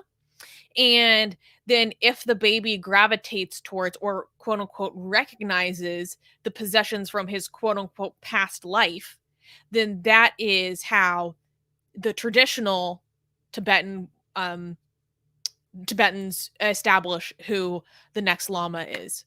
It's a very interesting process. In fact, the Associated Press put out a profile recently of a lower level lama who's actually like living out in Minnesota. So, or somewhere in the Midwest in the US. He's a 14-year-old American teenager. But he's also being raised to be a lama, and he went through halfway across the world this process to identify himself as a reincarnation. But that at the same time, he likes to listen to Drake. He's a fan of the Atlanta Falcons. but he's 14 years old and he goes to school with everyone else, but he has a shaved head and he spends the rest of his time memorizing Buddhist scripture and mantras and his traditions, which is extremely important given the concerted effort to completely eradicate the traditional Tibetan culture and completely homogenize them into an ethnic Chinese Han, assimilate them into that kind of identity, learn his traditional language as well. That's very important because that's also trying to be eradicated. So it's a very complicated process. I'm not sure exactly how the Chinese government picks, who they think is the next Lama and how they try to legitimize that. But obviously, ultimately, it's over who they can control and who will obey them. Make the babies fight. Shut up. Make the Chinese. I can't stand make the Tibetan pick baby and the Chinese picks one. Just fight.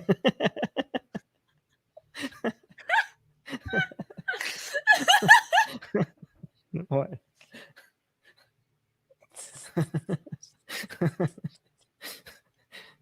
Stream it live.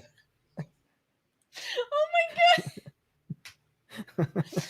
Armin, do you know who Hezbollah is? Not Hezbollah, but do you know who Hezbollah is? No. Okay, he is a 18-year-old Dagestani Russian man who has a growth deficit, so he looks like a permanent baby. And he recently had a fight with another man who has the same disorder from Tajikistan, and so it looks legitimately like two babies fighting. Hezbollah, he's like a celebrity. Anyways, so that's exactly what I imagined. People who know, they know what I'm talking about. I mean, come on. I mean, is there a better way? I don't know. Everything else is just like guesswork. If you're the real Dalai Lama, you will have some powers in your favor, right? Oh my gosh. So you liberal win. Hindu answered our question. So he is considered a living bodhisattva, specifically an emanation of. Oh, this is an intimidating word. Avalokitesvara. Wait, so that means he is a reincarnation of Buddha. Just test the soul for bunny DNA. The Buddha was a bunny at some point. Did you know that? No. The Buddha, one of his reincarnation in his life was, at some point in his life he was a bunny. Just let if baby fighting is too hard, just see which one of them likes carrots more. I don't know, or yeah, because in the corner, weighing 10 pounds and 11 ounces. In the Pedialyte weight category. This is, but guys, what's actually happening is not more ridiculous. Like, we're talking about the most powerful, one of the most powerful states in the whole world, decided like finding a baby to see like this baby is the reincarnation of not that baby, because like it's amazing. It's just like it's so amazing. Like I don't know if this is like the real world, but apparently this is what we're dealing with.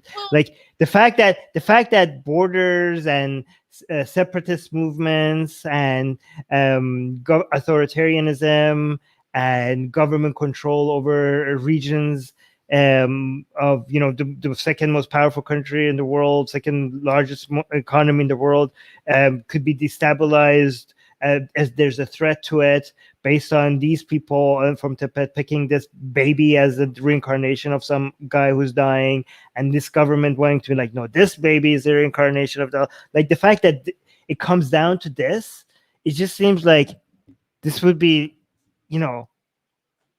it's just amazing that we're living in that world. You know what I mean? Like, from all the worlds that we're living in, the fact that this is the world that we're in, that this is actually a real thing.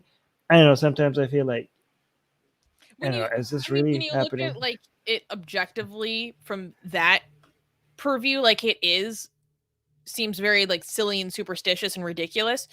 But it's also one of the most serious things in the world because it's one of the longest ongoing like cultural genocidal projects like in modern history. And it's what's at stake is the identity of, you know, an entire ethnic group and their traditional way of life. And obviously, you know, a decades long authoritarian project to deprive people of their religious freedom.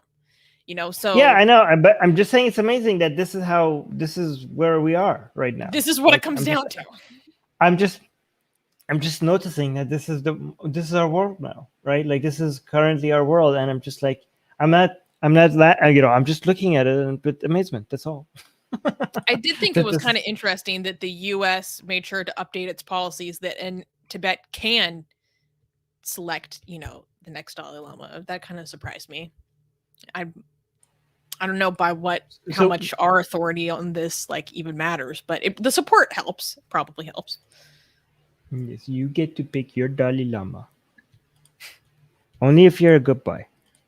If you're not, we'll pick it. Well, the Dalai Lama was actually speculating that he may come back as a woman, which is that was very controversial.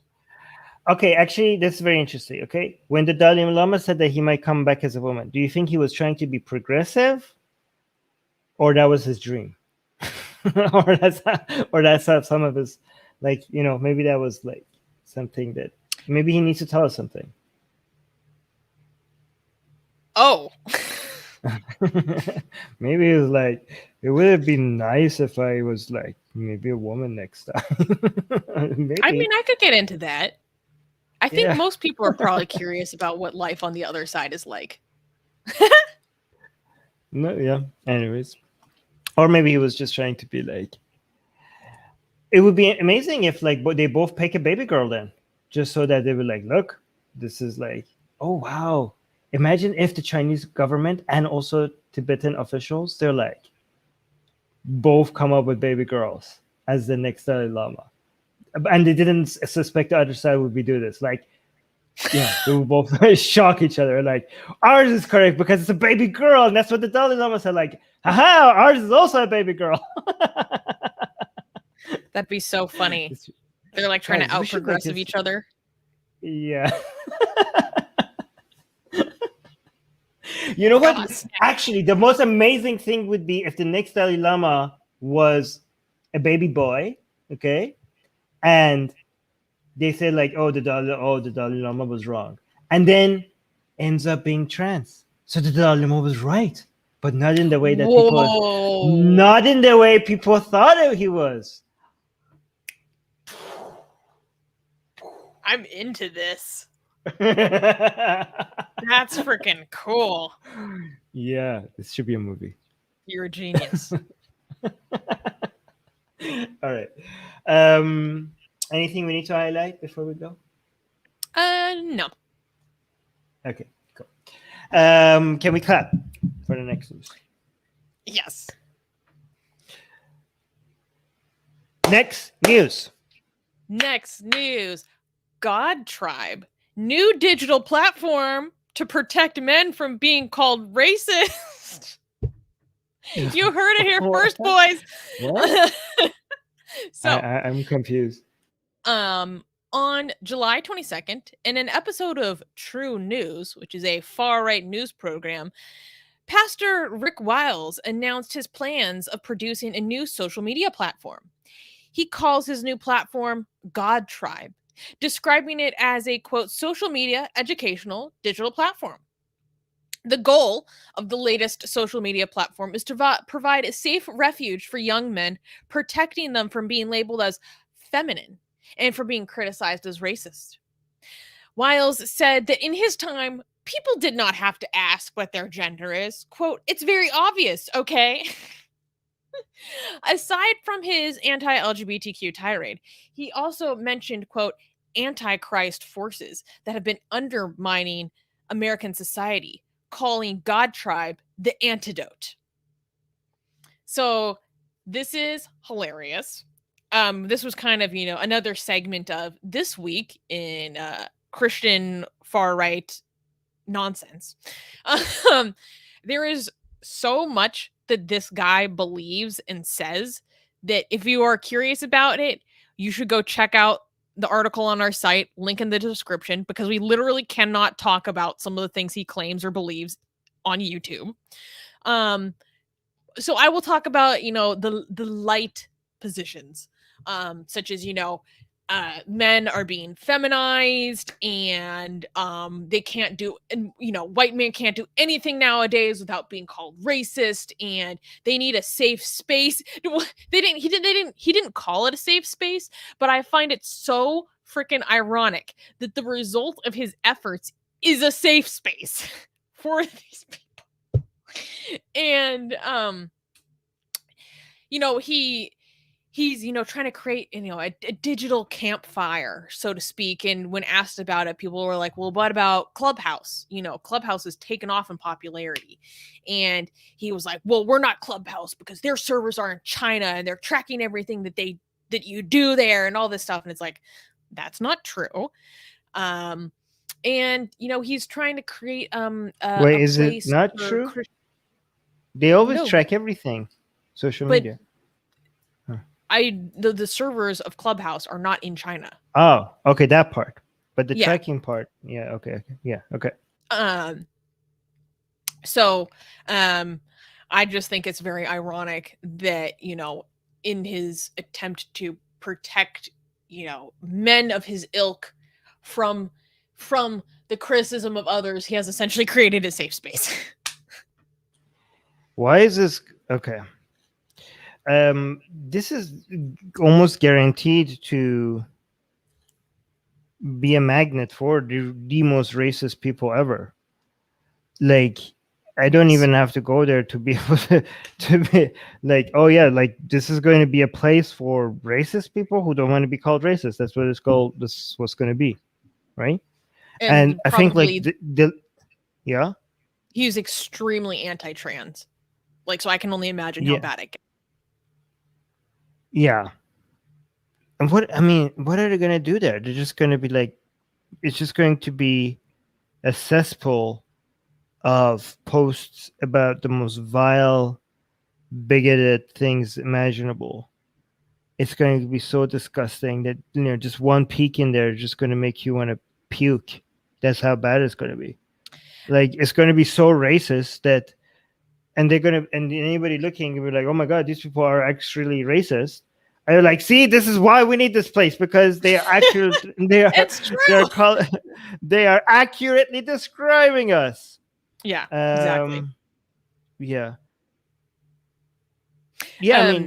I mean, you don't even have to try. If you say like this is going to be a place for people who don't want to be called X, you're gonna get a whole bunch of X's there. That's what you're gonna get. Yeah, right.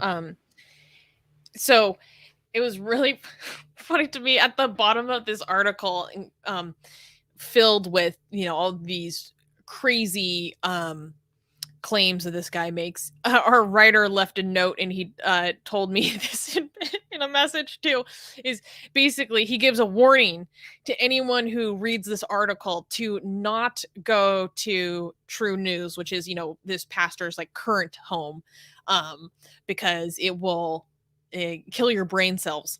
And out of curiosity, I went to True News myself, and I can confirm that he was right. I was like, because I was like, I should know kind of what the vibe is if we're going to be talking about this guy. And then I was like, I can't say aloud on YouTube like 90% of what's on this website. Holy cow. A lot of fear mongering of Christian persecution, but I can't even say why. I can't even say.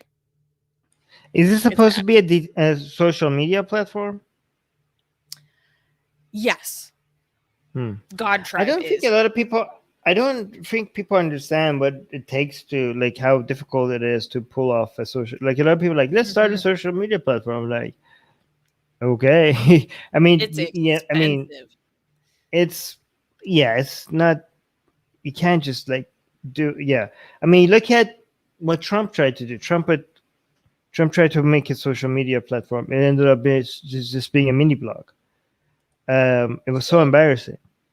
But I don't know. Maybe this guy will have more success. Maybe there's a demand for a racist social media platform. I mean, at some point, if it gets real, yeah. Go ahead. No, I mean, at some point, like what servers is he going to use? Like, at some point, if it gets so bad and dangerous, like it might get completely cut. Like, you can't, like, this is going to be the most vile social media platform ever, and if you're either not going to be successful with it because you didn't know what it takes to actually have a social media platform, which is more difficult than people think, or if it actually somehow becomes successful, then it becomes successful enough to get enough attention for the people who are providing, doing processing your transactions, or the people who are hosting your website to be like, oh yeah, we're going to actually cut this off now.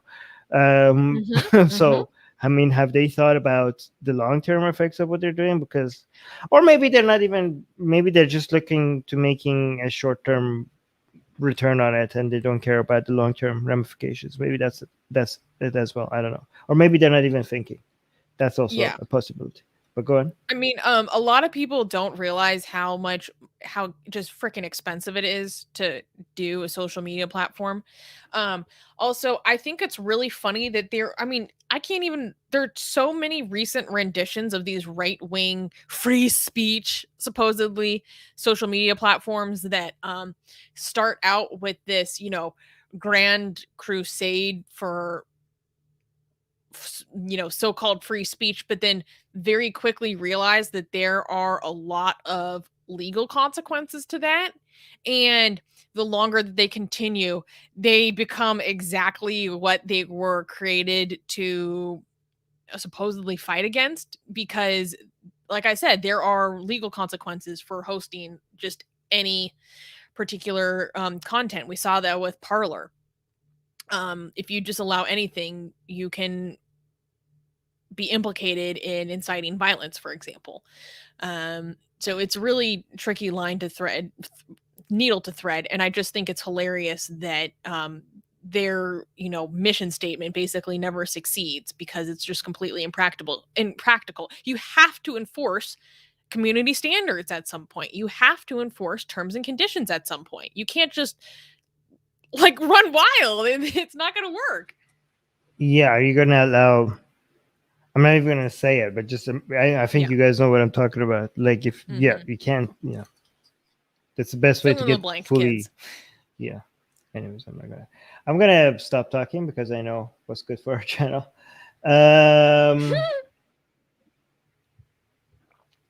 Yes. Okay. Secular Rarity is saying, turns out this crap is more complicated, just like that a-hole that sold his quote-unquote freedom phone. Yeah. That was hilarious, by the way. I love laughing at a good right-wing grift. Yeah. All right. Can we clap for the next news? Yes. Next news. Christian designer who won't make same-sex wedding websites loses case. On July 26th, the U.S. Court of Appeals held the lower court's decision to deny a web designer's petition to discriminate against the LGBTQ+ community in Colorado. The owner of a web designing business, Lori Smith, contested the Colorado Anti-Discrimination Act, or CADA for short, by filing suit, alleging that it is her right to deny LGBTQ couples service to design a wedding website for them. She stated that she is, quote, willing to work with all people regardless of sexual orientation, but she adds that her religious beliefs compel her to exclude anything to do with same-sex weddings. Denver's Court of Appeals rejected Smith's request for a pre-enforcement ruling that would allow her to provide services that hinge on a client's identity as she prepares to broaden her business by offering websites detailing nuptial celebrations. Alliance Defending Freedom, a law firm exclusive to cases of quote-unquote religious freedom, argues that Smith's Christian beliefs would be violated if her business is forced to comply with existing anti-discrimination laws. Hmm. Um. Hmm. So is this kind of like more like the kind of discrimination where you're supposed to serve everybody regardless of their identity? Yeah, because this is, I think, like I think I'm becoming more accepting at considering this discrimination against LGBT people, because I used to think like, you shouldn't be able to, the government shouldn't be able to force you to say certain things, even if it's, do express certain things. Like, for example, if you are baking a cake, if you're baking a cake for straight couples, you should be able to, be able to bake the same cake for, okay, I'm not actually sure what I think about this. Okay, so I used to think like, if your business is that you bake cakes, if a straight couple comes and asks for a baked cake and a gay couple comes ask for a cake, then if you don't make a gay cake for the gay couple, then that's discrimination, and that should be illegal. Okay, because it's the same service and you're denying it to a certain group of people because of their biological identity. Okay. However, if then the people ask you to write on the cake that, happy gay wedding, right? Then you are asking them to say something that goes against their belief, right? And that is demanding them to do something demanding them to express an opinion that it doesn't represent them, might be going a bit too far. As long as, if the service is the same, if you deny it to one group of people, is discrimination. And then but if you're asking an artist or a cake designer, or like somebody that prints pamphlets to say something, now that is, you can't force them to say that thing. But I don't know if that is fair now, because if you write on a cake something, that's not you saying it, right? That's them saying it, right?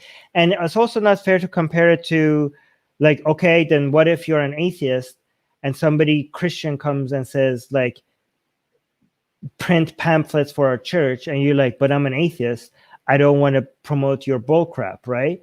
You should be able to say that. You should be like, as an atheist, I don't want to promote your church's bull crap, so you can't force me to print these. Is that anti-Christian discrimination?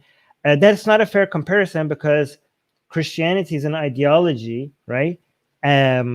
So not, and being gay is not an ideology. That's discrimination based on people's biological identity, right?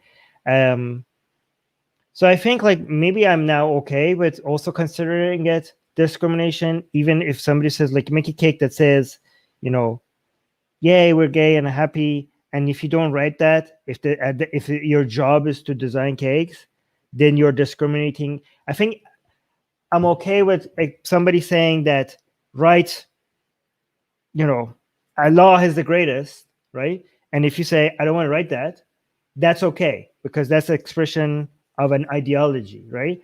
But if you say, I don't want to write that because I'm against, gay marriage, then that's discrimination against someone's biological identity. That is discrimination. So one of them is not discrimination, the other one isn't, right? So I'm trying to figure out, but making a, and again, you're saying, like, but I don't want to say this because this is not my belief. That's not you saying it. You're designing it for somebody else who's saying it. So I think the excuse that this is not my belief, so I don't want to say it. No, you're like, if I print your pamphlets that says something on it, that's not my expression. I'm just helping you express something. Like, I'm just printing what you're saying. Okay. So I think that's not a fair defense. So designing a website is also the same thing, right? Designing a website, you're not saying it, right? You're just, somebody else is saying it. So this can't be like, oh, this goes against my views, so I don't want to say it. Well, you're not saying it. Your job is to design websites. If you're not designing their website, you're discriminating against them because you're against this group of people, right? So you can't say this goes against my views, so I don't want to say it, because it's them saying it. Does that make sense? What do you think? Sense. Okay.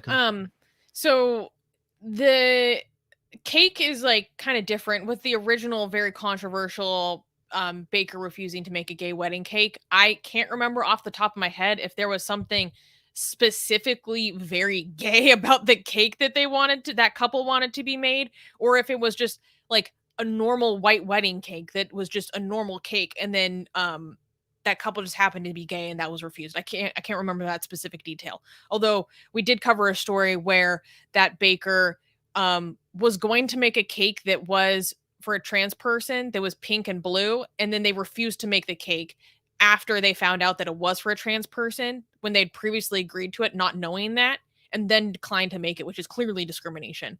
And anyway, so this is a little bit different. So this woman has a wedding. Can I address this before you go to this? Because this is, I don't think this is, Dee is saying the thing is, if you allow bakers to discriminate, what happens when it is the gas station or the pharmacy? Different. First of all, that's completely different. First of all, we're not saying, the question is not to allow whether we're allowing or not allowing bakeries to discriminate. The question is if this is discrimination, or if this is just somebody not being just withholding the right not to express something that they don't want to. Okay, that's the question. So what you're doing is a slippery slope fallacy, right? Like, no, it doesn't even have to get to the gas station for us to decide whether this was. It doesn't. No, first of all, that's completely something that's something different. Like, obviously, it wouldn't. Obviously, in the United States, if somebody says, like, I don't let you fill in gas here because you're gay, nobody disputes that that's discrimination, right? That's obviously discrimination. The question is about a website or a cake. That's like, the Christian is now being involved in sending a message that they're saying is not in our belief. Like the case that you're saying, it's not, oh, if we do this, it's going to go there. No, because that is obvious discrimination, right? So the point that Christians are trying to make here is that this is a case of discrimination because you're making us do things that goes against our beliefs. Like, we're expressing ideas that are against our beliefs. But again, that is not a good defense for the Christians, because you're not expressing anything. You're just doing your job. And this is not an ideology. This is people's biological, inherent biological identities, right? So that's why it's different. But yeah, go on. Sorry, firstly, clarify. I disagree that sexual orientation is inherent biological. I noticed. But that's besides the point. I noticed that when I said it. So either biological identity or either biological. Two different things. Either biological traits or sexual identity. Okay, not that they're always the same thing. Yes, of course. Yes. So biological traits like ethnicity or something else, disability or sexual orientation, or other forms of identity, but not ideological based ones. But go on. I just wanted to clarify some things about this case, because it is pretty different in some ways from the controversial baker case. So she is a wedding designer, and she was preparing to open an aspect of her business that would design wedding websites, which is apparently a thing. And she was preemptively trying to get ahead of the ball, so to speak, by trying to petition for basically an exemption from existing anti-discrimination laws, where, again, she hasn't started this aspect of her business yet, but she would be having something posted on her website that says that because of her beliefs, she does not provide the service to these people for this purpose, but she will design it for LGBT people for any other purpose. And again, it's that Smith's complaint alleges that requiring her to design for same-sex weddings would violate her right to free exercise of religion, and that a provision of the law prohibiting public accommodations from publishing any communication that indicates a person's patronage will be refused because of their sexual orientation violates her freedom of speech. So they're saying because I'm not allowed to post that I deny service to these people, that's violating my freedom of speech. So she's kind of making a free exercise claim and a freedom of speech claim. Wait, so that means that I don't understand. Like, if I commit murder, this is illegal and I can't post about it. It's illegal now because my freedom of speech, because I could get in trouble. I don't understand. So I can't post. She's complaining that she can't post about the fact that she discriminated against a group of people because she could get in trouble by admitting it. I don't understand. I'm no lawyer. Okay, I'm no lawyer. Okay. But to me, this sounds the equivalent of saying it violates my free speech that I'm not allowed to post a whites only sign out front of my business. Okay, so what I can't tell the difference between those two scenarios. So basically it violates my free speech because I don't get to discriminate against a group of people. Or openly advertise that I discriminate. Yeah, so it's not, again, free speech, there's limits to free speech are when other crimes are being committed with your speech, right? Like free speech is not absolute. Free speech, the limitations of free speech is other crimes, right? Not because it's speech, but because it's not being, your actions are not being limited because it's speech. Your actions are being limited because it's being covered under another law that has nothing to do with the mere limitations of your freedom of speech. For example, right? If I write on, this bottle that this cures cancer and then go sell it, and then I get arrested, you can't be like, well, it's my free speech to say that this cures cancer. Yeah, you're not you're not being arrested for for your speech being, your speech is not being limited. You're being covered. The crime that is being committed here is that you use your speech to commit a scam, right? Or for example, if I say that, hey, John, here's $5,000, go take care of that person for me, right? And I didn't do anything myself. I just told this person to go do it. Like, if I get arrested, they're like, hey, all I did was speak. I didn't do anything other than speaking. Why am I being arrested? A monetary offer. Well, I didn't yet. I just said I would. But all I did was just talk. I was like, John, if you do that for me, I will give you $5,000. I didn't do anything. I just sat here and I just talked. And then he went and did. Was this a crime? Yes, it was a crime. But all I did was speak. So is this a free speech violation? No, it's being covered. You're being punished for another crime. All right. So again, if you go and say, like, we don't serve, I don't know, LGBT people here. Okay. You can't be like, that's my free speech to say that. Well, again, this is criminal, not because of any laws that exist that limits freedom of speech. This is another law that is being used to punish you. The other law is you're not allowed to discriminate, right? So your freedom, your right, your freedom of anything, not just speech, stops when other people's rights are being limited. Like when your freedom does not extend so far, so much so that you have the freedom to violate other people's rights, right? That's the border, right? You have the freedom to do anything you want as long as you're not violating other people's rights and freedoms, right? So you can't be like, but it's my freedom of speech. No, it's not. No, it's not. You're violating other people's rights. You're discriminating against them. So this is actually pretty obvious. I mean, so I think like I'm in favor of this lady losing the case. What do you think? Yeah, I wanted to provide some more because I find this very interesting.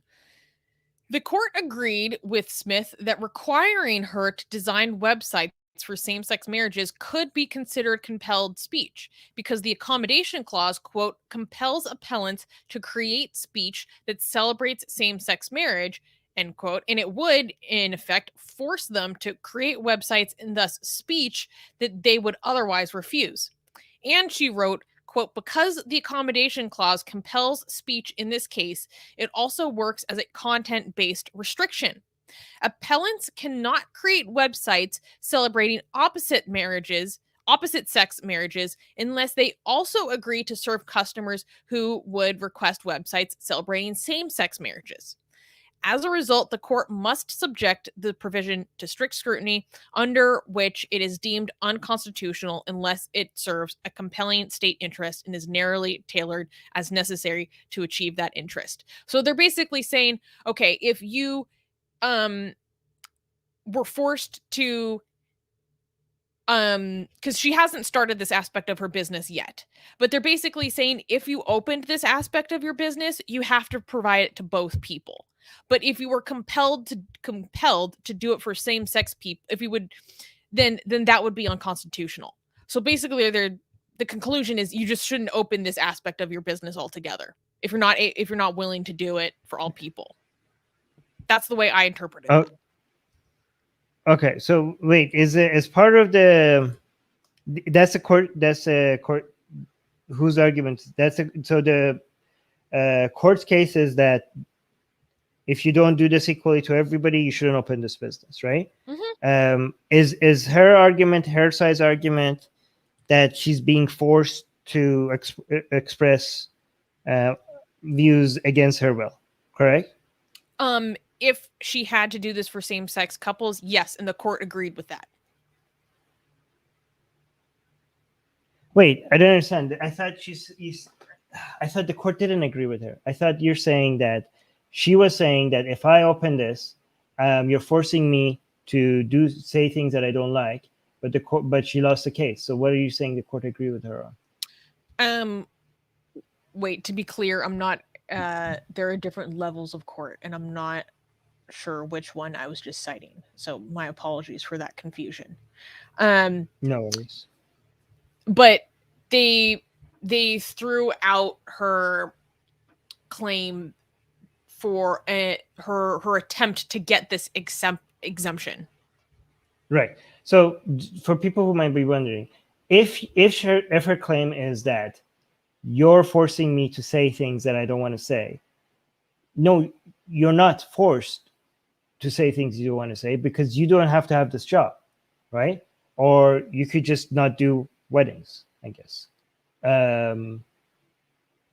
Yeah, so you could go get another job, right? Like if your job is to make cakes, then make cakes.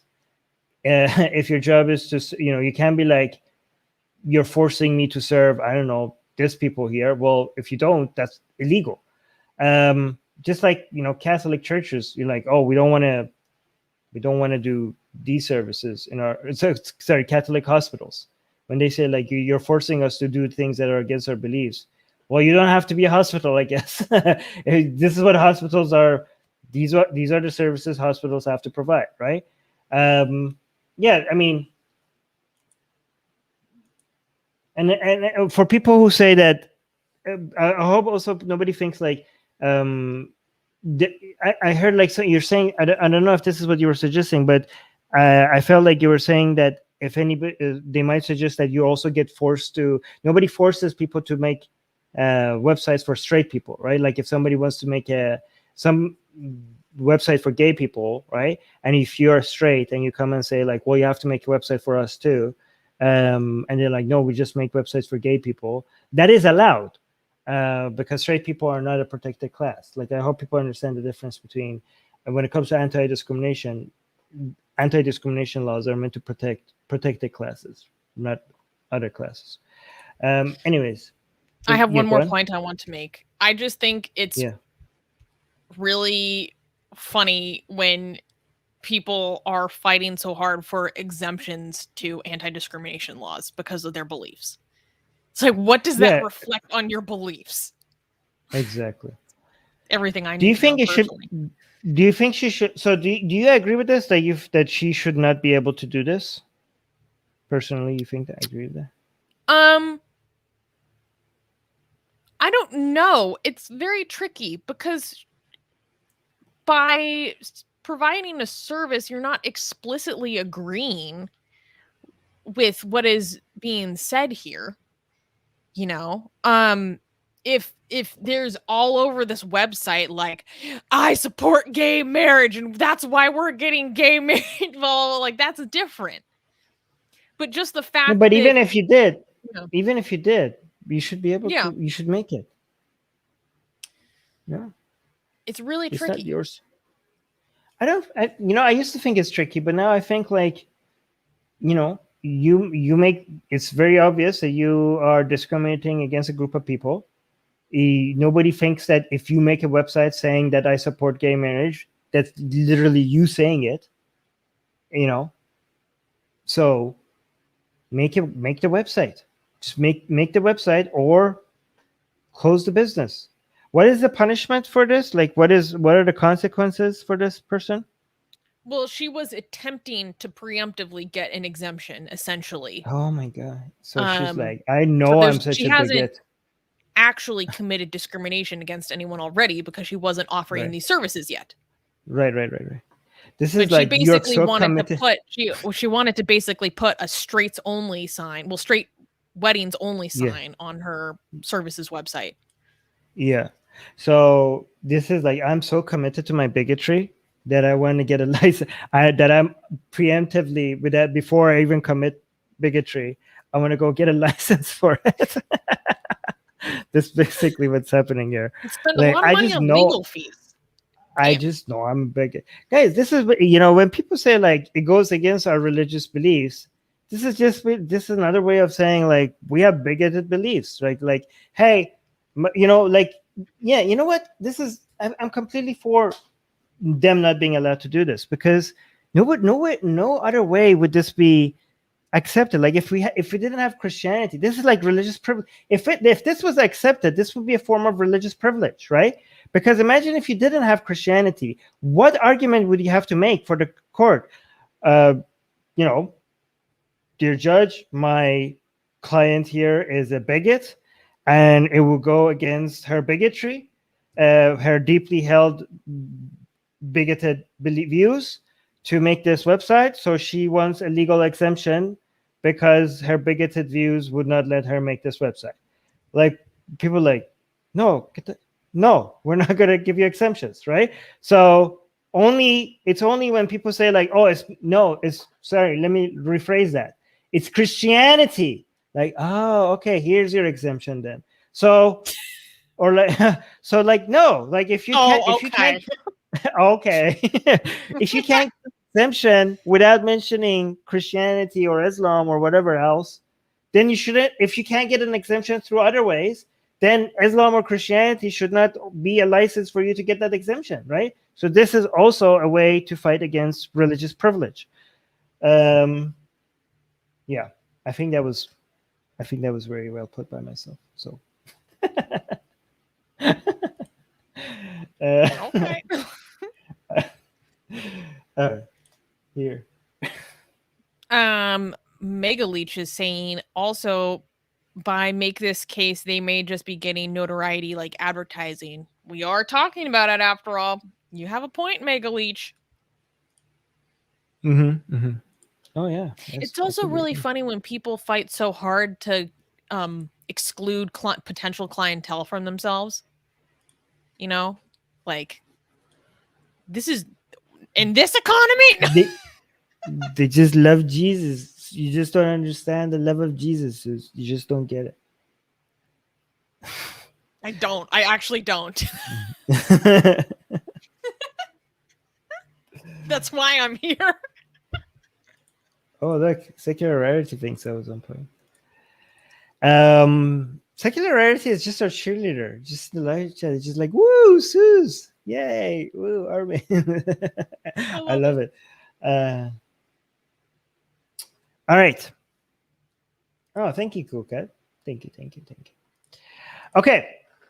Can we clap for the next news? By the way, before we go to the next news, I just want to mention how much, like, I don't know how do you have so much facts on your hand on each one of our news. Like the fact you just have access to like articles and data and stories. Yeah, you like every time we bring up a story, like you just like I just want to say I don't express it enough. That it's just so impressive how just randomly and organically every time we cover the news, you just like have access to a library of information in your head that you just bring up to make more points. Yeah, just wanted to make sure. Well, Armin, but between the two of us, someone has to prepare for this show. Sure.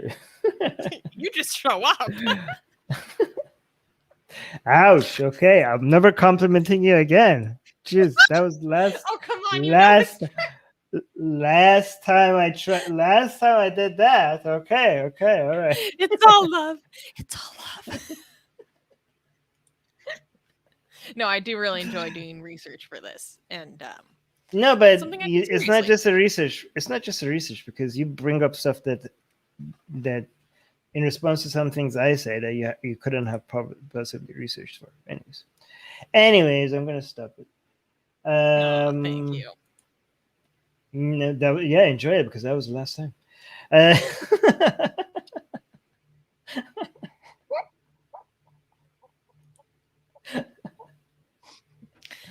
We'll see about this. My excellence is undeniable. Good. Glad you recognize it. All right. Clapping for the next news, okay? Yes. Next news.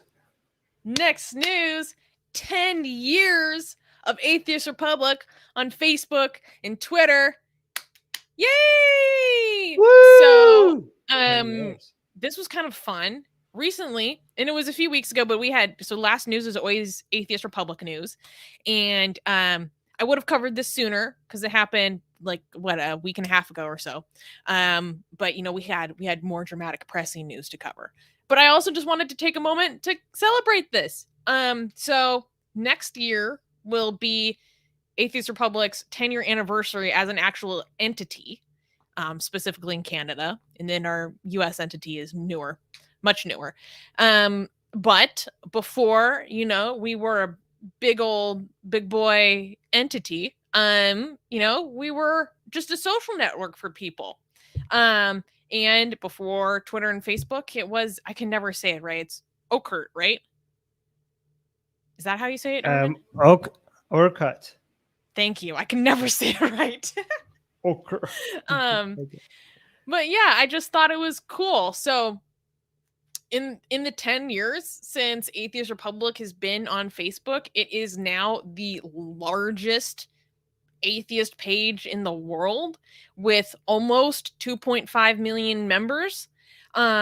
I think our Twitter page is also the largest atheist Twitter page, potentially. We have, I believe, over 130,000 followers there. We've grown quite a lot on Twitter recently within the past year. And really? I think it's very Instagram? Exciting. How many are we on Instagram? Oh, at least 120,000. Let me double check. But I just wanted to take a moment to celebrate, kind of the origins of our community. Oh my gosh, we have 135,000 on Instagram. Mm-hmm. Wow. Goal for the next 10 years is to be wiped out of every single one of these platforms. Oh, shut up. The rate things are going.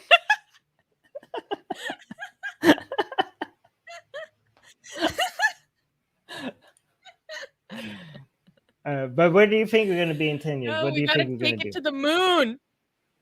The moon. 10 years from now, where are we? So year 20. So this is year 10. Year 20. Mm-hmm. What are we at? On which platform? I'm on Facebook?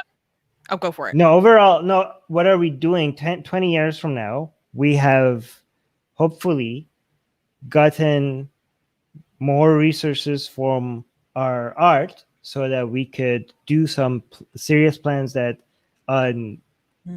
that Suze has for human rights issues, right?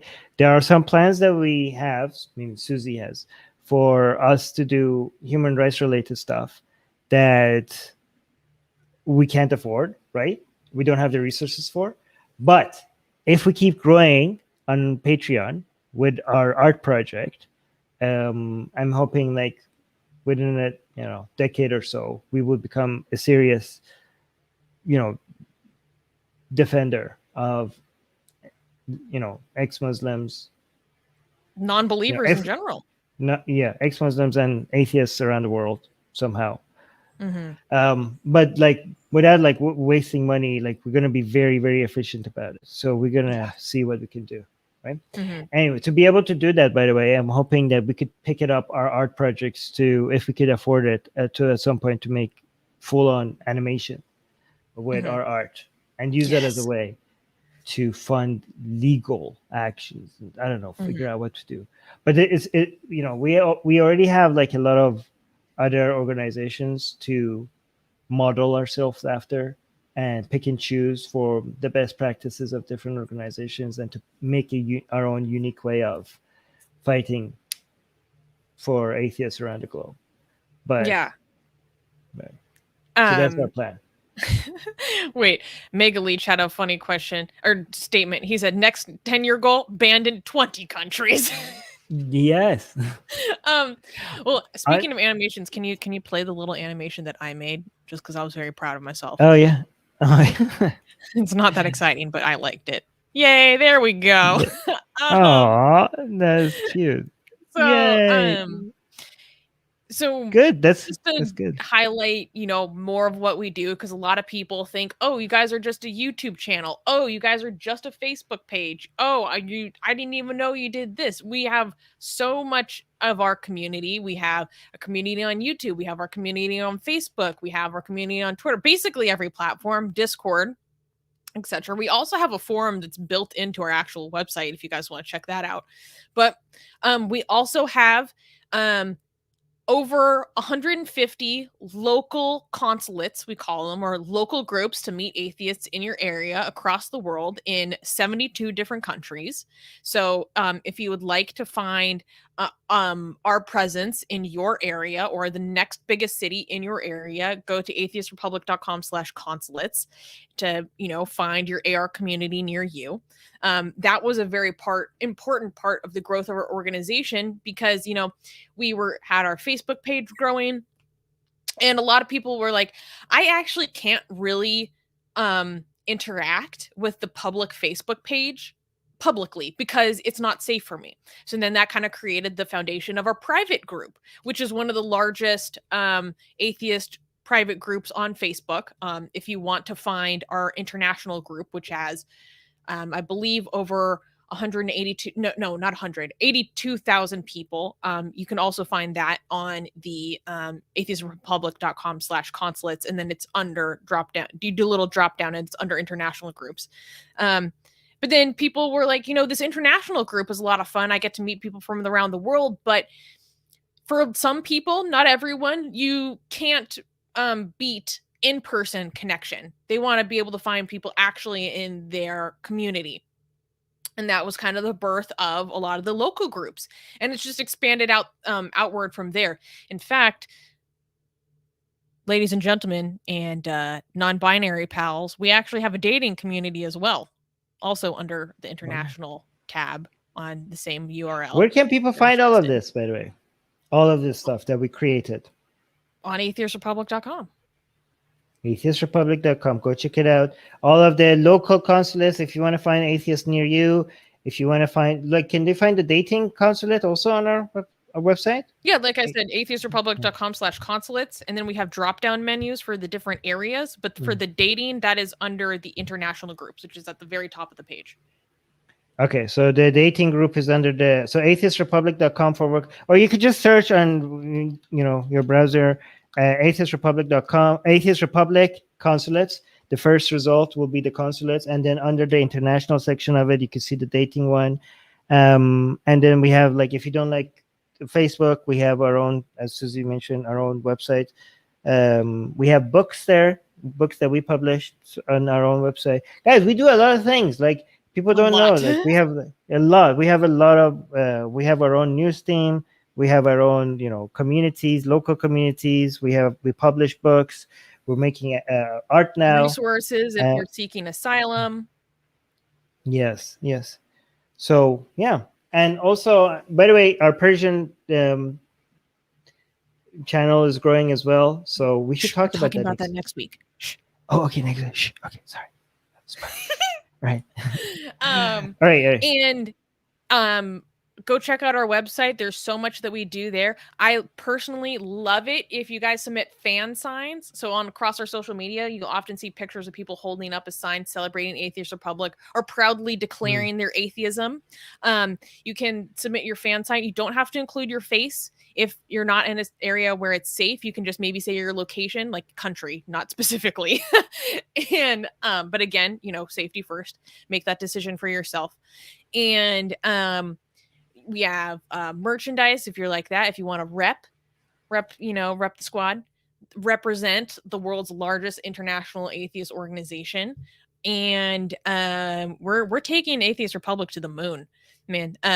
If you are interested in our Blasphemous Art project, you can check that out at blasphemousart.com, and either in the description below here or on blasphemousart.com, you can subscribe to our newsletter, where you will get all our Blasphemous Art for free, sent straight to your inbox. So I really encourage that. And if you like it so much and you want to see the naughty version, you can support us on Patreon. But I also want to emphasize that, one, you can support us on Patreon for as little as $1 a month. You also get the benefits of getting your questions during our, Ask Us Anything or Ask an Atheist. You get priority in asking your questions. You can do it for as little as $1 a month. Also, if you're not really interested in an ongoing subscription, we have other ways that you can donate. Those are in the description, such as just like maybe you want to throw some change on PayPal. But also importantly, Armin and I always emphasize that do not support us financially if you are struggling financially. We really stress that it is important in our community that you take care of yourself first. That's what we would want. So with that in mind, subscribe to our newsletter, because that is our way that we can always keep track of you in case we are not on these platforms in 10 years. Yes. So support us financially only if you are not struggling. But if you are struggling, you can still support us by just sharing our content. Okay? Yes. That's free. Just like this video. That's doesn't cost you anything other than half a second, and it helps us. So please make sure you make sure you subscribe, hit the bell button, all the things. Do it. Do all the things. Just have the spasm on all the buttons below the video. Okay? I want to give one more plug. Yeah, go ahead. I am so happy and proud to be the leader of this organization. And I think it's awesome that it's in our mission to, first and foremost, provide a community for atheists to express their non-belief. And for a lot of people, they can only do that online, And so that's why so much of what we do is online oriented. But that's not our only mission, right? Like, we want a safe space for atheists to talk about what they're going through, share their experiences, know that they're not alone, and have the support that's necessary for them to have that sense of belonging that is just so important to us as social creatures. But we want to do more than just providing a community, right? We actually want to try to change attitudes that makes people's environment around them more beneficial, like promoting secularism, promoting Enlightenment values, promoting free expression, and so many other, fighting dogma, and that comes in many different forms. And that's part of why we do this news show, for example, because it gives us the opportunity to emphasize those things, talk about difficult topics, and possibly provide people with an alternative of thinking about difficult things that might point them towards a more compassionate, thoughtful, and nuanced way of approaching really sticky intergroup, conflicts. But that was my mushy little speech. Honestly, things have got so much better since Susanna has joined. She literally saved the Atheist Republic. Like, yeah. No, that's true. Music Guy is saying in 10 years, Susie will be full-time as CEO. In 10 years? Nobody talk. What do you mean, let's hope? In 1 year? 10 years? Jesus. Guys, No, get us it doesn't to... say that we will only achieve it after 10 years. Just by that mark, it will have already happened. Guys, help us make Susanna a full-time CEO. If we get to 1,000 patrons, then Susie will be able to become a full-time CEO, and then we will literally go to the moon, okay? Because with Susanna doing this full-time, it would be amazing, okay? I'm going to talk to whichever one of these billionaires is taking us to lunar orbit, okay? And make sure that we get this logo and print it on the freaking moon. But only after we have liberated the world, okay? The moon is after that. Yes, atheist rights in the moon.